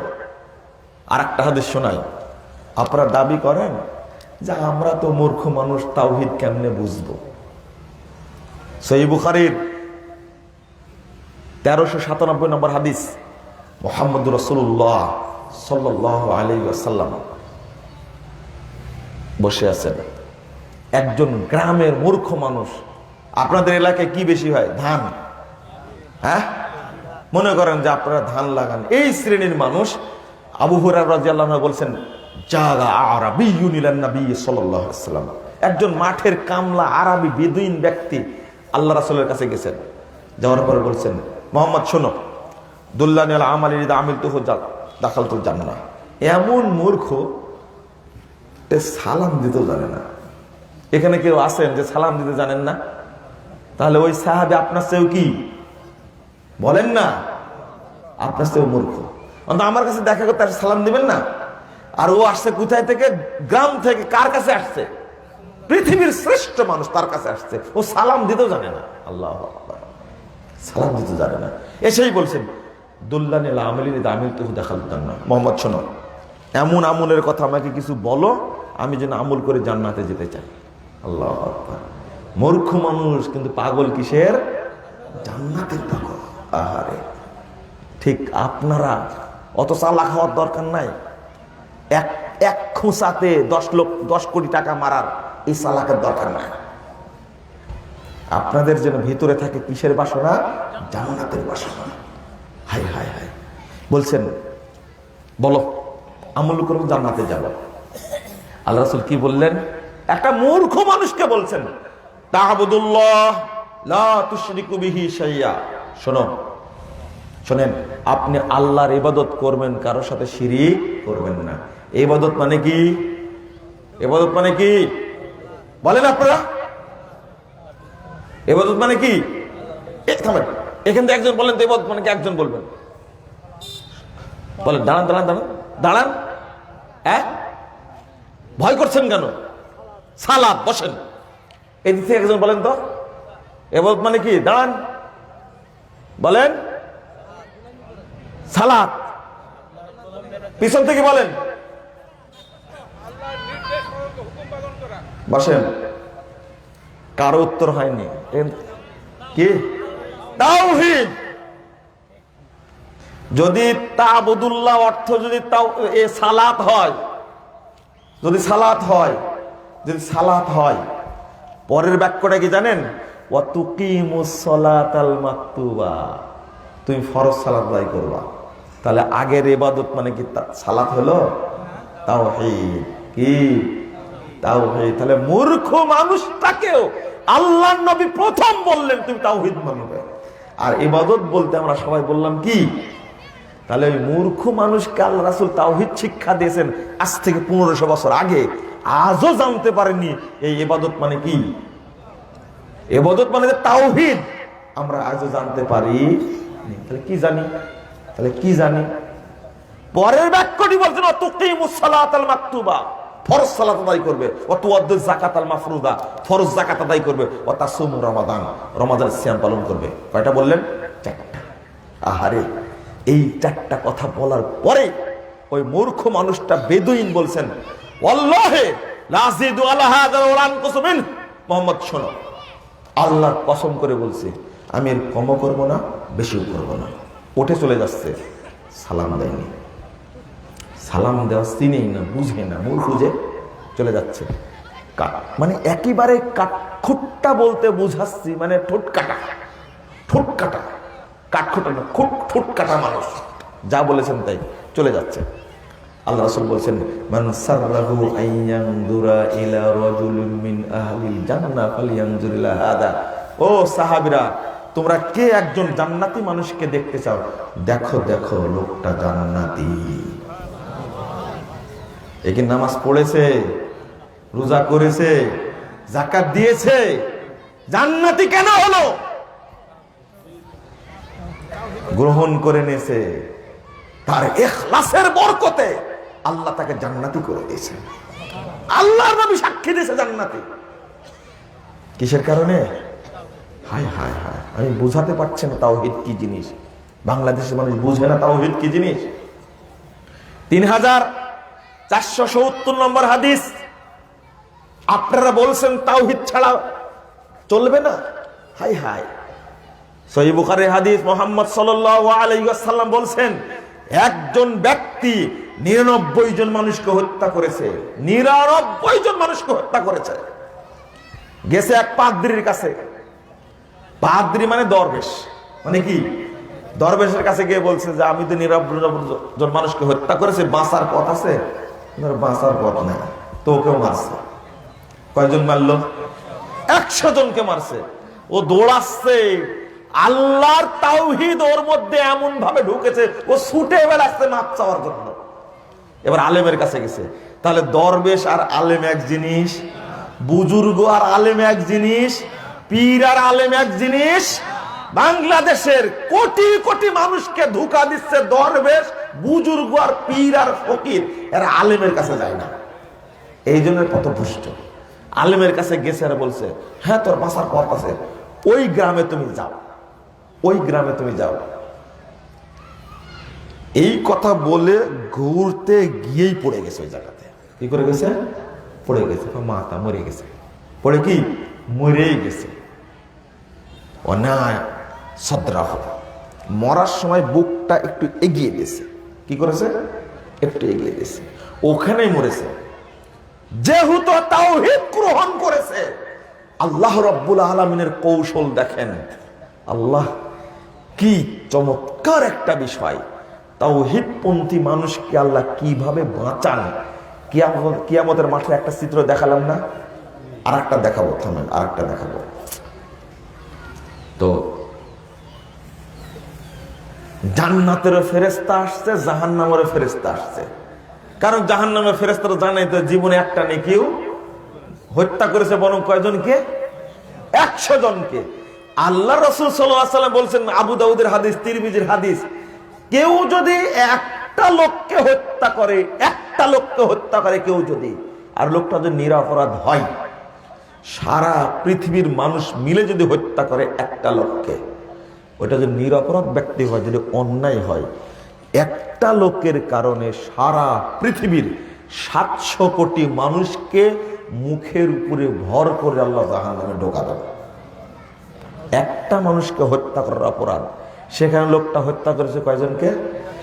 100 জনকে হত্যা করেছে। কিন্তু চলে আসছে জাহান্নামের ফেরেশতা, জান্নাতের ফেরেশতা। ফাহতাসামাতিল মালাইকা, ফেরেশতারা এসে ঝগড়া লাগছে, মারামারি লেগে গেছে। ও বলছে, এই আমরা নিয়ে যাব জান্নাতে, ওরা বলছে না আমরা নিয়ে যাব জাহান্নামে। জটিল বিপদ দেখেন তো। ভালো যেন এখানে আব্দুল কাদের জিলানী আসেনি, বুঝছেন? আল্লাহ বললেন, আচ্ছা ঠিক আছে, তোমরা একটা কাজ করো, মেপে দেখো এ কোন দিকে গেছে, বেশিটা ওই ভালো হবে তার দিকে গেছে না এখনো খারাপের দিকে আছে। মাপতে, ফেরেশতাদেরকে মাপতে বলে আল্লাহ ওই খারাপ গ্রামকে বলছে, তাবাদি, এ যা তুই দূরে চলে যা তাড়াতাড়ি। আর ভালো গ্রামটাকে বলছে, তাকাবি, কাছে আয়, কাছে আয়, তাড়াতাড়ি কাছে আয়। আল্লাহু আকবার। ফেরেশতারা মেপে দেখে যে ভালো গ্রামের দিকে চলে গেছে। কে করলেন? আল্লাহ করলেন। তাওহীদপন্থী মানুষের জন্য আল্লাহ কি করতে পারেন আপনি কি ভেবেছেন, চিন্তা করেছেন? ওখানেই পড়ে মারা গেছে, কিন্তু মরার সময় হচ্ছে চেয়েছে আমি যেন একটু আগে যাই। এই ইখলাসটাই তার কবুল হয়েছে, তাওহীদটাই কবুল হয়েছে। ওর একটা নেকি ছিল, একটা নেকি ছিল। 100 জন মানুষকে হত্যা করার পরে শুধু তাওহীদ গ্রহণ করার কারণে আল্লাহ তাকে মাফ করে দিয়েছে। বাস্তব সেই বুখারীর হাদিস। আপনি আর কি দলিল নেবেন? 14,759 নম্বর হাদিস, নাসাই কুবরার মধ্যে এসেছে। রাসূল সাল্লাল্লাহু আলাইহি ওয়াসাল্লাম বলেন, তুমি লা ইলাহা ইল্লাল্লাহকে সংরক্ষণ করো, লা ইলাহা ইল্লাল্লাহকে সংরক্ষণ করো, তাওহীদকে সংরক্ষণ করো। লাউ আন্নাস সামাওয়াতি ওয়াল আরদ কানাতা হালাকাতান লা ইলাহা ইল্লাল্লাহ লা কসামাতহুমা, এক লা ইলাহা ইল্লাল্লাহ যুদ্ধ করে 7টি আসমান 7টি জমিনকে ভেঙে চুরমার করে দেবে। এর পরের বাক্যটি আল্লাহ রাসূল বলছেন, যদি 7টি আসমান 7টি জমিন তোমার পাপের পাল্লায় উঠে বসে যদি পাপের পাল্লা ভারী হয়ে যায়, আর তুমি যদি লা ইলাহা ইল্লাল্লাহ সংরক্ষণ করতে পারো, তাহলে নেকির পাল্লা ভারী হয়ে যাবে। 7টি আসমান 7টি জমিনের কোনো দামই থাকবে না। এই হাদিস জানার পরেও যদি তাওহীদ না বুঝে, আমি কি বুঝাবো মানুষকে? তাওহীদের জ্ঞান অর্জন করিনি, শুধু কি পড়ছি? নামাজ পড়ছি, কিন্তু ওযু নাই, ঈমান নাই, কবুল হবে? আগে তাওহীদ শিখুন, তাওহীদের আলোচনা শুনবেন। যারা মানহাজের আলোচনা করে না, যারা মানহাজ নিয়ে আলোচনা করে না, মাযহাব না কিন্তু কি বলেন তো, কি মানহাজ জানে না, মানহাজের আলোচনা করে না, ও যদি আহলে হাদিসের বাচ্চাও হয়, ওর আলোচনা শুনবেন না। বলেন আজকে শুনবেন না? আগে জানবেন এই মানহাজ ভালো কিনা, ওর আকীদা ভালো কিনা, ও তাওহীদ জানে কিনা। যদি জানে, হ্যাঁ ওয়াজ করো। আমি বলবো, বাংলাদেশ সবাইকে বলবো, যে ঈমান তাওহীদ, যে ইমাম তাওহীদ সম্পর্কে জ্ঞান রাখে না, ঈমান সম্পর্কে জ্ঞান রাখে না, মানহাজ সম্পর্কে জ্ঞান রাখে না, ওই ইমামকে চাকরি থেকে বহিষ্কার করা। আগামী জুমায় দায়িত্ব দিয়ে দিবেন, আগামী জুমায় আলোচনা করবেন তাওহীদের উপরে। তাওহীদ 3 প্রকার। আগে আলোচনা করবেন তাওহীদ কাকে বলে, তারপরে বলেন তাওহীদের গুরুত্ব বলেন, তারপরে বলেন তাওহীদ কত প্রকার, তারপরে বলবেন তাওহীদে রুবুবিয়া কাকে বলে, আগামী জুমায় বুঝাবেন। তারপরে বলেন তাওহীদে উলুহিয়া কাকে বলেন, আগামী জুমায় বুঝাবেন।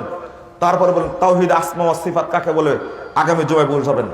তারপরে বলবেন আকীদা কাকে বলে, কথা বুঝলেন? তারপরে বলবেন ইসলাম আর ঈমান কি, তারপরে বলবেন ইসলাম ভঙ্গের কারণ, ঈমান ভঙ্গের কারণ কি কি। অন্তত 10টা কারণ আলোচনা করবেন খুতবায়। যদি না বলতে পারবে, ইমামকে বহিষ্কার করবেন, বাদ দিবেন, তোমার মতো ইমামের দরকার নাই। কারণ তাওহীদ আকীদা না জানলে ওই ওয়াজ শুনে কোনো লাভ নাই। আচ্ছা, এতক্ষণ আলোচনা শুনে আপনারা কি বুঝলেন বলেন তো? তাওহীদ সম্পর্কে জানা জরুরি না আগে সালাত সম্পর্কে জানা জরুরি? দ্বিতীয় কর্মসূচি আপনাদের জন্য, আমার বক্তব্য আরো আছে তাওহীদের উপরে। দ্বিতীয় কর্মসূচি জানার জন্য আল্লাহ এইটা বলতে ভুলে গেছি, ফা'লাম আন্নাহু লা ইলাহা ইল্লাল্লাহ। আল্লাহ বলছেন সূরা মুহাম্মদ 19 নম্বর আয়াত, আগে জেনে নাও আল্লাহ ছাড়া প্রকৃত কোনো মাবুদ নাই। অথচ এটা জানি না আমরা। আমরা কি জানি লা ইলাহা ইল্লাল্লাহ মানে কি? লা ইলাহা ইল্লাল্লাহ দ্বারা কি বোঝানো হয়েছে? লা ইলাহা ইল্লাল্লাহ দুইটা অংশ, একটা লা ইলাহা আর একটা কি ইল্লাল্লাহ। কি বোঝানো হয়েছে? পরে হলো মুহাম্মাদুর রাসূলুল্লাহ, দুইটা অংশ। কি বোঝানো হয়েছে আমরা জানি না। লা ইলাহা ইল্লাল্লাহ বলতে হলে কয়টা শর্ত লাগবে জানি না। মুহাম্মাদুর রাসূলুল্লাহ বলতে হলে কয়টা শর্ত লাগবে আমরা জানি না। ইমামকে বলুন আগামী জুমায় আপনি লা ইলাহা ইল্লাল্লাহর ব্যাখ্যা করবেন। ইমাম যদি না করতে পারে, বলেন যে আপনার চাকরি করার দরকার নেই। যোগ্য ইমাম ঠিক করে উপযুক্ত বেতন দিবেন যেন আমার ঈমান আকীদা ঠিক থাকে। দ্বিতীয় কর্মসূচি হলো সালাত।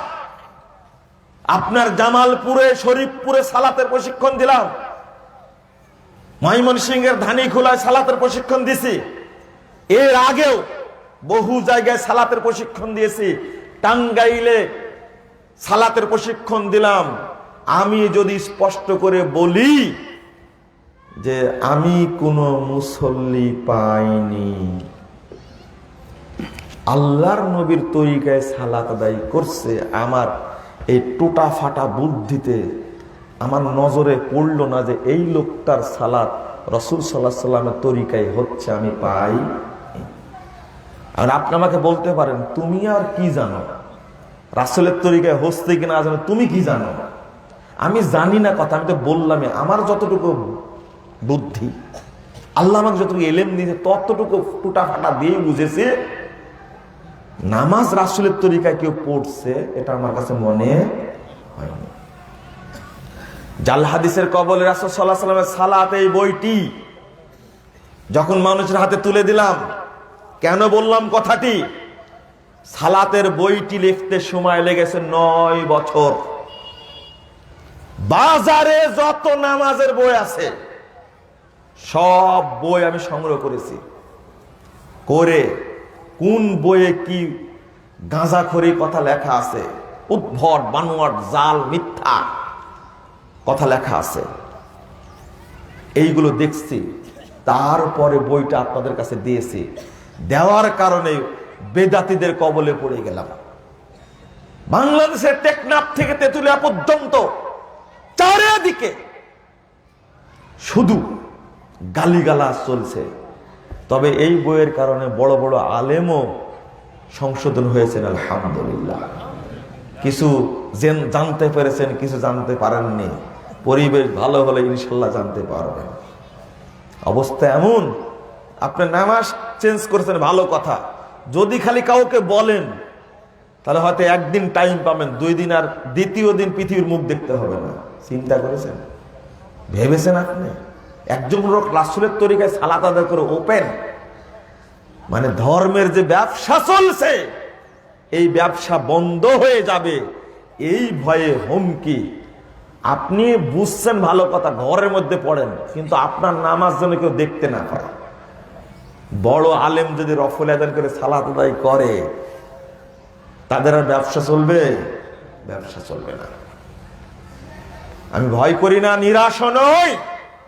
আল্লাহ চাইলে, আপনারা দোয়া করলে, দোয়া কবুল হলে, আল্লাহর কাছে কবুল হলে এই জাল হাদিসের কবলে রাসূল সাল্লাল্লাহু আলাইহি ওয়াসাল্লামের সালাত এই বইয়ের আলোকেই বাংলাদেশের প্রত্যেকটি মানুষ সালাত সংশোধন করবেন ইনশাআল্লাহ। জানতে পারবে কোন দলিলে আছে, কোথায় আছে, দলিল সহ বর্ণনা করা আছে।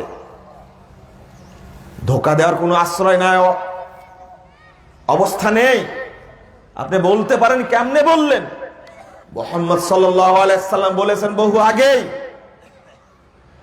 ফাইন্নাকা লাম তুসাল্লি, 757 নম্বর হাদিস, রাসূলের যুগের ঘটনা। সালাত পড়েছে মসজিদে, আল্লাহ রাসূলকে সালাম দিচ্ছেন। আল্লাহ রাসূল বলেছেন ওয়া আলাইকাস সালাম ইরজি ফাসাল্লি ফাইন্নাকা লাম তুসাল্লি, ফিরে যাও, নামাজ পড়ো, তুমি নামাজ পড়োইনি। শুনেছেন না হাদিস? কার যুগে এটা? আপনার যুগে? কার যুগে? রাসূলের যুগে। আল্লাহর নবী সাহাবীকে বলছে তুমি জীবনে নামাজ পড়োনি, যাও নামাজ পড়ো। আবার কয়বার বলেছিলেন? 3 বার। আল্লাহ রাসূলকে বলেছে ওয়াল্লাযী বাআসাকা বিল হক মা উহসিনু গায়রাহু আল্লিমনি ইয়া রাসূলুল্লাহ। আল্লাহ রাসূল এর চেয়ে ভালো করে আর সালাত পড়তে পারবে না, আপনি সালাত শিক্ষা দেন। চিন্তা করতে পারছেন? 3 বার সালাত পড়েছেন, বলছেন যে ফাইন্নাকা লাম তুসাল্লি, তুমি নামাজ পড়োইনি। লা ইলাহা ইল্লাল্লাহ। হুযায়ফা রাদিয়াল্লাহু আনহু 1312 নম্বর হাদিস, নাসাইর মধ্যে খুলুন। তিনি একজনকে সালাত পড়তে দেখে বলছেন কাম তুসাল্লি হাযিহি সালাহ, ওই ওই তুমি কতদিন যাবত সালাত পড়ো? জিজ্ঞেস করছেন। কাম তুসাল্লি হাযিহি সালাহ, এই সালাত তুমি কতদিন যাবত পড়ছো? তো ওই সাহাবী বলছেন মুনজু 40 সানা, প্রায় তো 40 বছর। হুযায়ফা রাদিয়াল্লাহু আনহু বলছেন মা সাল্লাইতা মুনজু 40 সানা, শোনো তুমি 40 বছর কোনো নামাজই পড়োনি। কি তুমি 40 বছর কি নামাজই পড়োনি? সরাসরি বলছে মা সাল্লাইতা মুনজু 40 সানা, 40 বছর তুমি নামাজই পড়োনি। শোনো লাউ মুত্তা ওয়া তুসাল্লি হাযিহি সালাহ, তুমি যদি মারা যাও এইভাবে নামাজ পড়তে পড়তে, 40 বছর না, এইভাবে নামাজ পড়তে পড়তে তুমি মারাও যাও, মুত্তা আলা গায়রিল ফিতরাতি আল্লাতি ফাতারাল্লাহু মুহাম্মাদান সাল্লাল্লাহু আলাইহি ওয়াসাল্লাম, তাহলে তুমি মানে মুসলিম হয়ে মারা যাবে না, তোমরা বেদিন হয়ে মারা যাবে। যারা বেনামাজি, নামাজ পড়ে না তারাও বেনামাজি, যারা নামাজ পড়ে রাসূলের তরিকায় পড়ে না তারাও বেনামাজি। ভাষাটা কি বুঝলেন আমার? কি বললাম? যারা নামাজ পড়ে না তারা কি বেনামাজি, যারা নামাজ পড়ে রাসূলের তরিকায় পড়ে না তারাও কি? বাংলাদেশের সমস্ত মুসল্লি, সমস্ত মুসলিম ভাইকে বলবো, দয়া করে আকীদা পরিবর্তন করে, আকীদা সংশোধন করে সালাতের প্রশিক্ষণ নিন। ইমামকে বলুন আগামী জুমায় সালাতের প্রশিক্ষণ দিবেন। ওয়াজ অনেক শুনেছি, হালাল হারাম অনেক শুনেছি, সুদের ওয়াজ অনেক শুনেছি, পর্দার ওয়াজ অনেক শুনেছি, আগামী জুমায় সালাতের প্রশিক্ষণ দিবেন। বলতে পারবেন না? পারবেন? পারবেন না। আমি বলে গেলাম, আপনাকে সালাত শিক্ষা দিয়ে এখন ধরা খাবেন। একটা প্রোগ্রাম হবে এখানে, সাইফুল ভাই বলেছে আমাকে, একটা প্রোগ্রাম হবে এখানে, দাওয়াতি কর্মশালা হবে। আমি সময় দিতে চেয়েছি ইনশাআল্লাহ। সারাদিন সকাল 10টা থেকে শুরু হবে, রাত একবারে এশা পর্যন্ত। আপনাদের ওযু ছুটে যাবে। কাকে প্রশিক্ষণ দেওয়া বলে? সরাসরি তাওহীদের প্রশিক্ষণ হবে, আকীদার প্রশিক্ষণ হবে, এরপরে সালাতের প্রশিক্ষণ হবে। সেই দিন বলে দিব পায়ের নলা কার কতটুকু শক্ত, বুঝাই দিব। তারপর নামাজ হচ্ছে না, বেটা তুমি গর্ব করো 80 বছর যাবত নামাজ পড়তেছি আমি। তবলিগের ভাইরা কি নামাজ শিক্ষা দেয়? কোন নামাজ শিক্ষা দেয়? রাসূলের নামাজ শিক্ষা দেয় না জাল নামাজ শিক্ষা দেয়? জাল নামাজ শিক্ষা দেয়, রাসূলের নামাজ শিক্ষা দেয় না তারা। জাল নামাজ যদি নাই হবে, 90 বছর হয়ে গেছে তবলিগি ভাইয়ের নামাজ পড়তে দাঁড়ি সাদা হয়ে গেছে, 2 পা কবরে গেছে, 1 পা উপরে আছে। এই মানুষটাও জানে মসজিদে গিয়ে বসতে হয়। কি শিখেছে? মানে শুধু কুলুপ নিয়ে শিখেছে, আর কিছু শিখে নেই। কুলুক নিয়ে বুঝেন তো? হ্যাঁ, কুলুক নিয়ে হাঁটাহাঁটি করতে হবে, 40 কদম, 1 চিল্লা মারতে হবে, কুলুক নিয়ে, এটাই শিখেছে শুধু। কিন্তু কুলুক নিয়ে দোয়া শিখে নেই। কুলুক নেওয়ার দোয়া জানেন নাকি? আমি আজ আর বলবো না।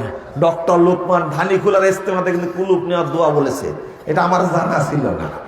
লা ইলাহা ইল্লাল্লাহ, আস্তাগফিরুল্লাহ। যে দোয়া শিখাইছে কুলুক নেওয়া, ভালোই করেছে মনে হয়। শেষ করব না, না না, এখন শেষ করব। আচ্ছা ঠিক আছে, বসেন। আচ্ছা ঠিক আছে, জি ইনশাল্লাহ। আমি আপনাদের বলতে চাচ্ছিলাম যে বিষয়টি, দোয়াটা পড়ে ওঠেন, দোয়াটা পড়ে ওঠেন না এখন উঠে যাবেন? তাহলে সালাম দিয়ে দিই। দোয়া পড়ে উঠবেন তো ইনশাআল্লাহ সবাই। ফজিলত তো জানেন তাই না? দোয়া পড়ার জানেন না?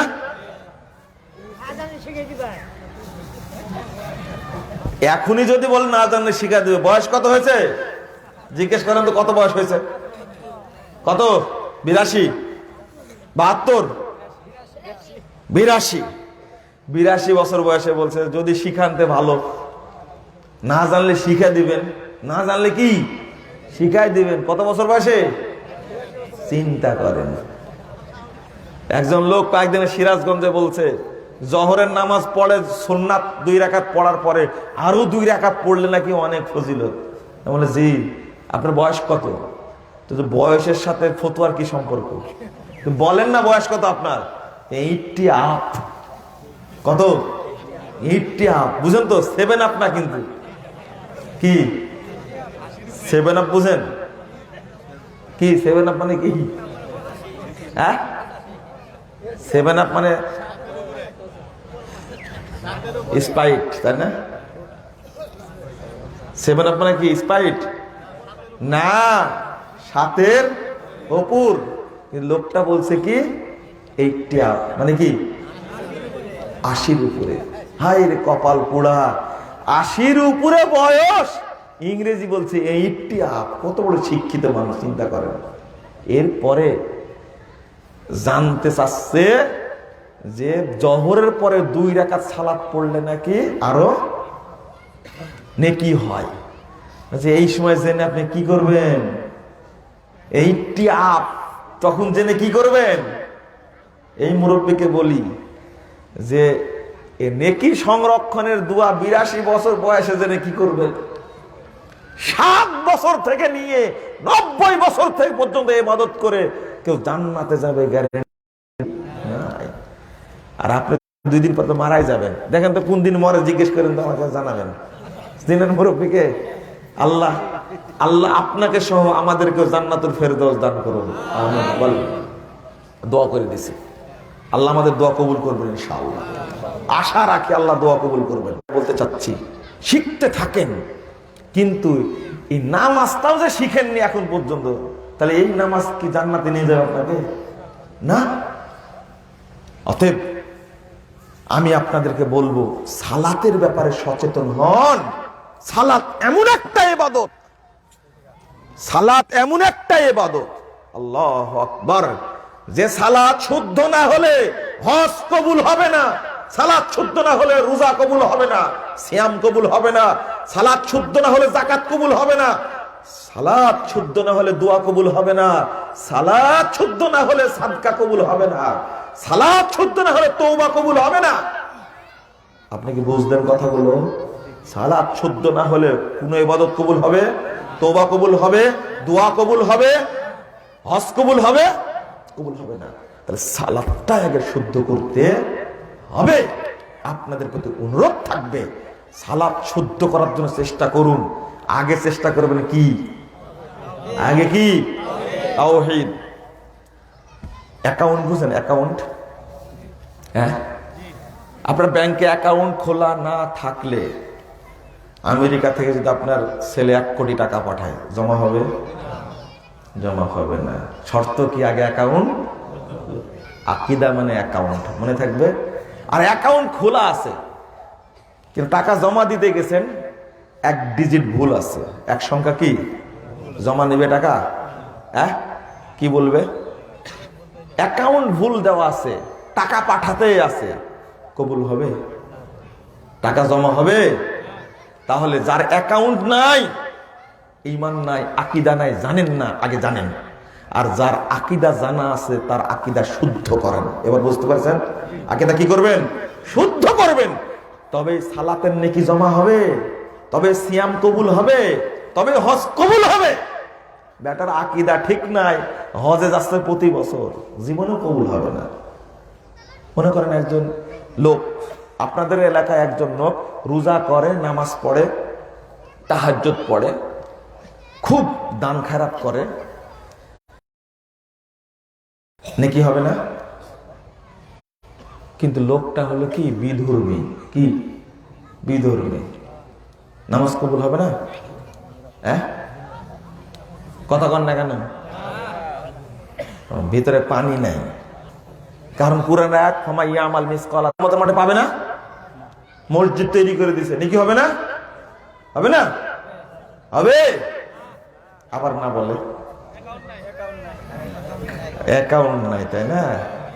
ও যতই তাহাজ্জুদ পড়ুক না কেন, ও যদি প্রতিদিন 2 টাকার রোজা করে, লাভ হবে? হ্যাঁ,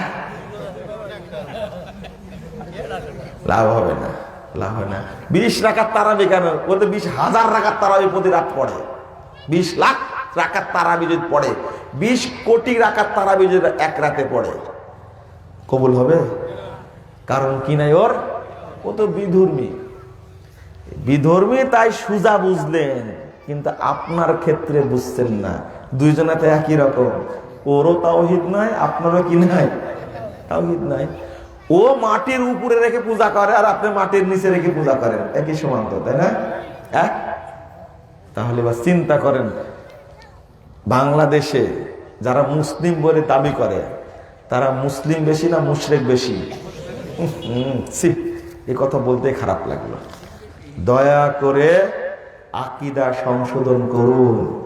নামাজ পড়ার আগে, নামাজ পড়ার আগে, নামাজ পড়ার আগে, নামাজ পড়ার আগে আগে আকীদা সংশোধন করে তারপর মসজিদে যাবেন। কথা বুঝতে পারলেন? আল্লাহ রাসূল এটাই বলেছেন, ফালিয়াকুন আউওয়ালা মা তাদউহুম আইয়ুহিদুল্লাহ তাআলা।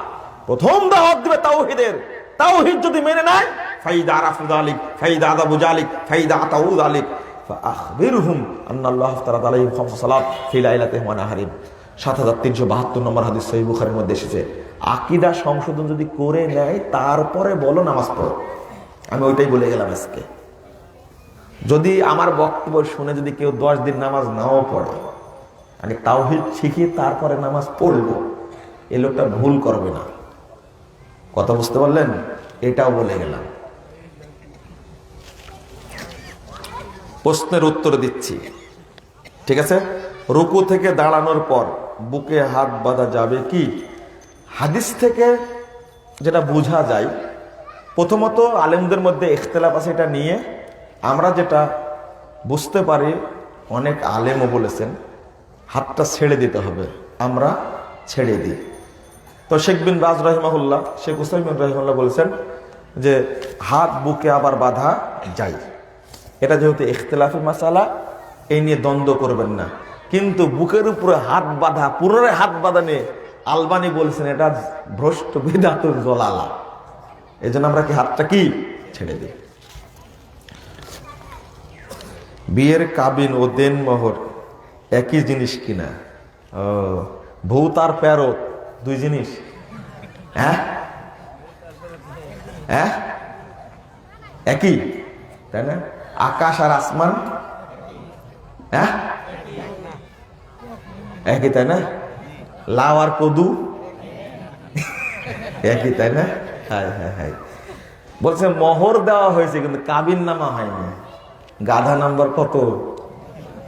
হ্যাঁ, আসলে এই মোহরটাকে লেখে ওকে বলে কি? কাবিন নামা। বুঝতে পারলেন? এখন তো মোহর লাগে না, এমনি তো বিয়ে চলে। মোহর নামকা ওয়াস্তে 1 কোটি টাকা লিখে রাখে, জীবনেও দেয় না। এরা হলো ইতর শ্রেণীর মানুষ, যারা বউ নিয়ে আসে, বউকে মোহর দেয় না, মাকি নিয়ে আসে, বাসর ঘরে বলে যে মাফ করে দিও। এদের মতো ইতর শ্রেণীর লোক নাই। কথা বললে তোমার তো পুরুষত্ব নাই। বিয়ে করার জন্য আগে শর্ত কি? বাক বলতে প্রথম হলো মোহর। তো মোহর দিতে পারো না, তো বিয়ে পুষার কি দরকার? কথা বুঝতে পারলেন? ও সামর্থ্য আছে ঠিকই, ও খাটাস মোহর দিবে না, বাসর ঘরে গিয়ে বউয়ের কাছে মাফ চাচ্ছে। বলেন তো এর চেয়ে বেহুদ্দা আর বেহায়া, এত নিচু শ্রেণীর মানুষ আর কেউ আছে? যা সামর্থ্য আছে তুমি তাই দিবা। কথা বোঝা গেছে? বাকি রাখতে পারেন, হাদিসে আছে, কিন্তু মরা পর্যন্ত বাকি রেখে লাভ নাই, কিয়ামতের মাঠে দেওয়াই লাগবে কিন্তু মোহর। মসজিদে আজান ব্যতীত অন্য এলান দেওয়া যাবে কি? যাবে না। আমাদের উপরে কি এখন জিহাদ ফরজ হয়েছে? এই ব্যাকুব, তাওহীদ জানো না তুমি, তো জিহাদ কি করবে? কথা বোঝা গেছে? হায় হায় হায়, খালি জঙ্গিপুনা করার জন্য তরুণদেরকে খালি ভুকসাচ্ছে, খুঁচাচ্ছে, খালি খালি খুঁচাচ্ছে। শয়তান খালি সুর ছুড়ি দিচ্ছে, মার বোমা মার, ফতুয়া দে, আমাদেরকে কি গরম করার চেষ্টা করে। ওকে যদি জিজ্ঞেস করে তাওহীদ সম্পর্কে জ্ঞান রাখো কিনা, ও জানেই না, তাওহীদের তো জানে না, কিন্তু বোমা মারতে জানে। বোমা মারা খুব সহজ, তাওহীদের প্রকার বলা খুব কঠিন। আগে শিখো। তাওহীদ যখন ফরজ হবে তখন আল্লাহ পরিবেশ তৈরি করে দিবে। কালো টুপি পরা যাবে কি? কালো ব্যাজ হলো শিয়াদের ব্যাজ। কাদের? শিয়ার নাস্তিকদের ব্যাজ। কালো টুপি পরবেন না কখনো। আর 5 কলি টুপি পরবেনই না। এই পাক পাঞ্জাতন শিয়াদের টুপি। এটা কাদের টুপি? শিয়াদের টুপি, পাক পাঞ্জাতন। নাউজুবিল্লাহ। অজান্তে মানুষ শিয়াদের আমল করছে, অজান্তে। তুমি মৌলানা বলে না, মৌলানা, মৌলানা হলো কি শিয়াদের ভাষা। কাদের ভাষা? কোন আলেমকে মৌলানা বলবেন না, কি বলবেন? এই তো বলে ফেলেছেন, এটা পিস টিভির বরকত। সবাইকে শায়েক বানা দিছে। কি বল, বড় বড় আলেম শায়েক। আমাকে বলবেন ভাই, ভাই তো হতে পারবো আপনাদের নাকি? মুজাফফর ভাই বলবেন, মনে থাকবে? কি বলবেন? মুজাফফর ভাই। শায়েক বলার দরকার নাই। হুজুর যদি খালি বলেন তাহলে খবর আছে কিন্তু। আর মুসাফা যদি 4 হাতে বলেন তাহলে খবর আছে কিন্তু। কয় হাতে? ওয়াদা করেন আজকে, হাত তোলেন তো। মুসাফা কয় হাতে করবেন? মরা পর্যন্ত না মরার আগেই? মরা পর্যন্ত। বাচ্চা কাচ্চাকে শিখায় দিবেন যে শোন, তুই মরা পর্যন্ত জীবনে 2 হাতে মুসাফা করবি না। তুই তোর সন্তানকে শিখায় দিবি জীবনে আমরা 2 হাতে মুসাফা করবো না, ঠিক আছে? বেদাতীরা সুন্নাত ধ্বংস করছে, আহলে হাদিসরা সুন্নাতকে প্রতিষ্ঠা করবে ইনশাআল্লাহ। মনে থাকবে? তো শিয়াদের ভাষা বলবেন আপনারা, কোনোদিন না। কোনদিন 5 কলি টুপি পরবেন? কার কার আছে দেখেন তো, এখন তদন্ত হোক আগে। আমেন, আমি দেখলে চিনতে পারবো। অনেককে এই প্রতি প্রায় প্রোগ্রামে 100 টাকা করে দেওয়া লাগে আমাকে। টুপি নিয়ে 100 টাকা করে দেই। যদি 30টা প্রোগ্রাম হয় মনে করেন, 2 মাসে 30টা প্রোগ্রাম হলে কয় টাকা যায় আমার? 3000 টাকা অটো শেষ। আজকে দিব, কোনো সমস্যা নাই, দেব টাকা। কার 5 কলি আছে ধরেন, মুরব্বীকে তাড়াতাড়ি ধরেন 5 কলি। আমার কাছে টাকা 100 নিয়ে যান, কোনো আপত্তি নাই। কিন্তু এখানে এই 5 কলি 5 পাক পাঞ্জাতন, এই শিয়াদের রীতি থাকবে না এখানে ইনশাআল্লাহ। দেন, জমা দেন, আমার কাছে জমা দেন, তাড়াতাড়ি জমা দেন, তাড়াতাড়ি। মুরব্বীর বয়স কত দেখেন তো, আমার পকেটে টাকা আছে কিনা দেখি আগে। আছে? দাও, 100 টাকা দাও। এই কয় টাকা দামের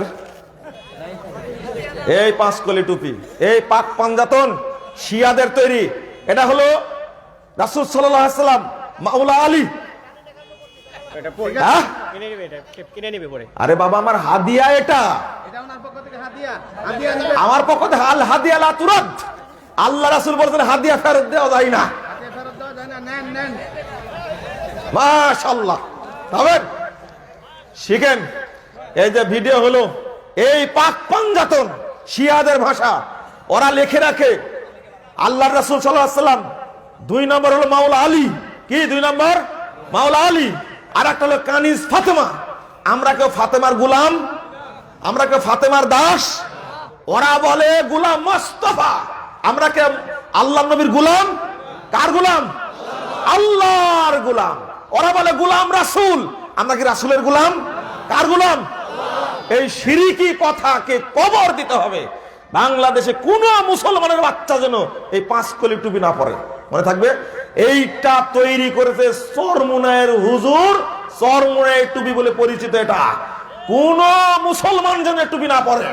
এই টুপি চালু করেছে শিয়ারা। কারা? শিয়ারা। এই 5 কলি টুপি যদি কোনো মুসলমান না পরে, শিয়ারা মুসলিম না, শিয়ারা মুসলমান না, শিয়ারা মুসলমান না। শিয়ারা আল্লাহর নবীর সাহাবীদেরকে গালিগালাজ করে, মা আয়েশাকে গালিগালাজ করে। মা আয়েশাকে মনে করে তারা জেনাকারীন মহিলা, নাউজুবিল্লাহ। আবু বকরকে তারা বলে ফেরাউন, ওমরকে তারা বলে হামান, নাউজুবিল্লাহ। এই শিয়াদের নীতি আমরা মানব না ইনশাআল্লাহ। বলেন ইনশাআল্লাহ। এই কবর দিবেন সবাই। ছিলেন তো, ছিলেন, এখনই ছিলেন। আর একটা দেখলাম যে নিয়ে আসেন, টাকা আছে আমার কাছে, অত সহজ না। নিয়ে আসেন, 100 টাকা মাত্র। টুপি একটা দিলে 100 টাকা।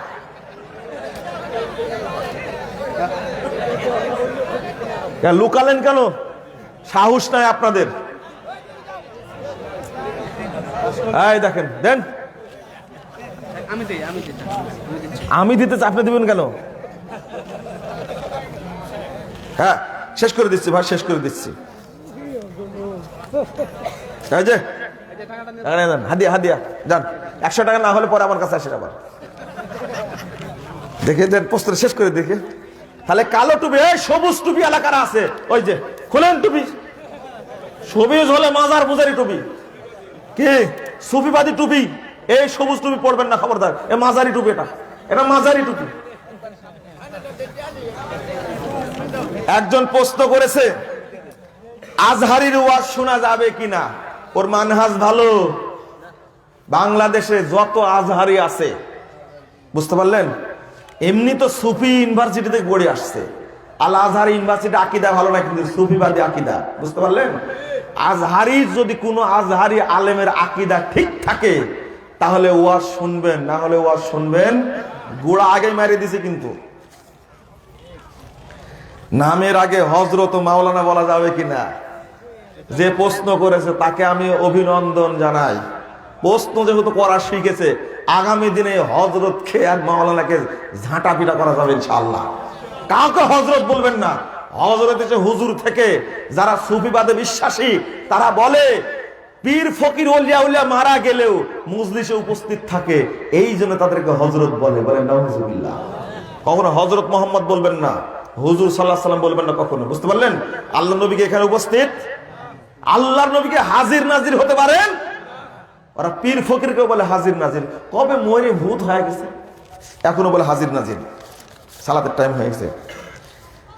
হায় হায়, পাঁঠার গোশত খাওয়া হারাম কি? যদি হারাম হয় তাহলে ষাঁড় গরুর গোশত খাওয়া তো হারাম হওয়ার কথা। পাঁঠার গোশত হারাম এটা ফতোয়া না শুনতে পাঁঠা গরুর গোশত কেমনে হারাম করলেন আপনি? পাঁঠা খাওয়া যায়, রুচি হলে খাবেন, গন্ধ খুব গন্ধ লাগে নাকি, তাই না? আপনার রুচি হলে খেতে পারবেন, কোনো সমস্যা নাই। আমরা সকলে জানি ফরজ গোসলের ফরজ 3টি, কিন্তু বেশিরভাগ লোক তা আদায় করতে জানে না। গোসলের ফরজ 3টি, কোন বেটা বলেছে এটা? 130 ফরজ। হ্যাঁ, এই সব বেদাতি কথা দ্বারা শেষ করে ফেলেছে। কি বেদাতি কথা দ্বারা শেষ করে ফেলেছে? কে বলেন গোসলের ফরজ এতটি, সুন্নাত এতটি? এই সমস্ত এই ফাজিলি ফতোয়া সমাজ থেকে বাদ দিতে হবে। বিয়েতে উকিল বাবা বানানোর নিয়ম কি? নিয়ম জানেন? উকিল বাবার গোষ্ঠী নেয়। মেয়ের বাবা কি উকিল, তিনি বিয়ে দিবেন। কথা বুঝতে পারলেন? এটা সব বিধর্মীদের থেকে এসেছে। মেয়ের বাবার উপস্থিতিতে বিয়ে হবে, 2জন সাক্ষী, আর কারো লাগবে না। মাহফিল, অনেক বক্তা মাহফিল করার আগে টাকা চুক্তিবদ্ধ করে। এই হুজুরকে নিয়ে আসেন কেন? যারা চুক্তি করে ওয়াজ করতেছে নিয়ে আসেন কেন? 80,000 টাকা চুক্তি, 50,000 টাকা লেখার সময় দিবেন, মঞ্চে ওঠার আগে 30,000 টাকা দিবেন। এ হারামখোর, এ হারামখোর, এ দিন প্রচারক না, এ শয়তানের এজেন্ট একটা। আবার ঠিক বলে, ঠিক না হলে কি এমনি বলছি? এক বক্তার ঠিকানা শুনলাম, প্রতি ওয়াজ কন্টাক্ট হলো 2 লাখ টাকা। আরে হারামখোর রে হারামখোর, মানে ও হারাম খেয়ে খেয়ে ঘাড় বোটা করেছে। এই ওয়াজ দিয়ে কাজ হবে না। এই হুজুরও হারামখোর, এর শ্রোতারাও হারামখোর। এমনি তো বেদাতি, আর দিনে 3টা ওয়াজ করে। কয়টা? 3টা। বর্তমান সমাজে বিয়ের ক্ষেত্রে মহারণা ধরা হয় ছেলের সামর্থ্যের বাহিরে। কেন? ওকে বিয়ে করতে গেলে কেন? তুমি ওই মেয়েকে বিয়ে করতে গেলে কেন? যদি ও মনে করে যে মোহর যদি বেশি না ধরি তাহলে কিন্তু বউকে হয়তো তালাক দিয়ে দেবে, ওই বদমাশের নিয়াতটাই খারাপ। ওই 1 কোটি টাকা এক হারামি লোকের, আমি নাম বলবো না, সবাই চিনবেন তাই বলছি না, ওর বিয়ের মোহর ধরা ছিল 1 কোটি টাকা। 3 মাস সংসার করে কি আর একজনের সাথে ভাতার ধরেছে। ভাতার বুঝেন না মনে হয়, তাই না? আর একটা বিয়ে করেছে মনে করেন। কথা বুঝতে পারলেন? ওর সাথেও বনেনি। একজন নাকি মাত্র 1 টাকা বিয়ে করেছিল। ওর যে স্বামী আর ভাতার যে কয়টা হয়েছে তার হিসাব নিকাশ নাই। যদি 1 কোটি টাকা দিয়ে বিয়ে রক্ষা করা যেত মোহর দিয়ে, তাহলে মানুষের বিয়ে ভাঙতো।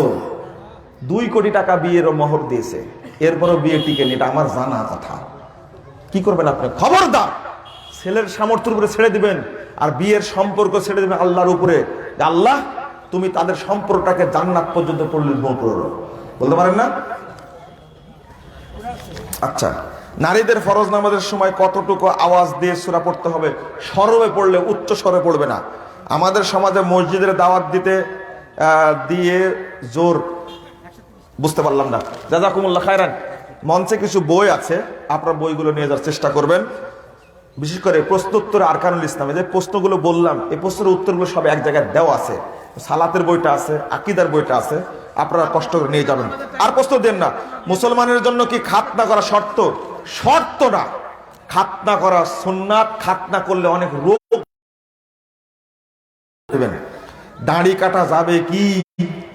কোন পর্যন্ত কাটবেন? হ্যাঁ, এমন কাটবেন চল ছিঁড়ে ফেলে দেবেন যেন দাড়ি আন জীবন না ওঠে। কথা বুঝতে পারলেন? দাড়ি কাটা, ছাটা মানে ছোট করা, চাচা, এইটা তো বুঝলেন না, ফজিলতটা বুঝাতে পারলাম না। হাদিসের সাথে কবলা ইয়াকুমা, উঠার আগে পড়তে হবে। বলে সুবহানাকা আল্লাহুম্মা ওয়া বিহামদিকা আশহাদু আল্লা ইলাহা ইল্লা আনতা আস্তাগফিরুকা ওয়া আতুবু ইলাইকা। ওয়াসসালামু আলাইকুম ওয়া রাহমাতুল্লাহি ওয়া বারাকাতুহু।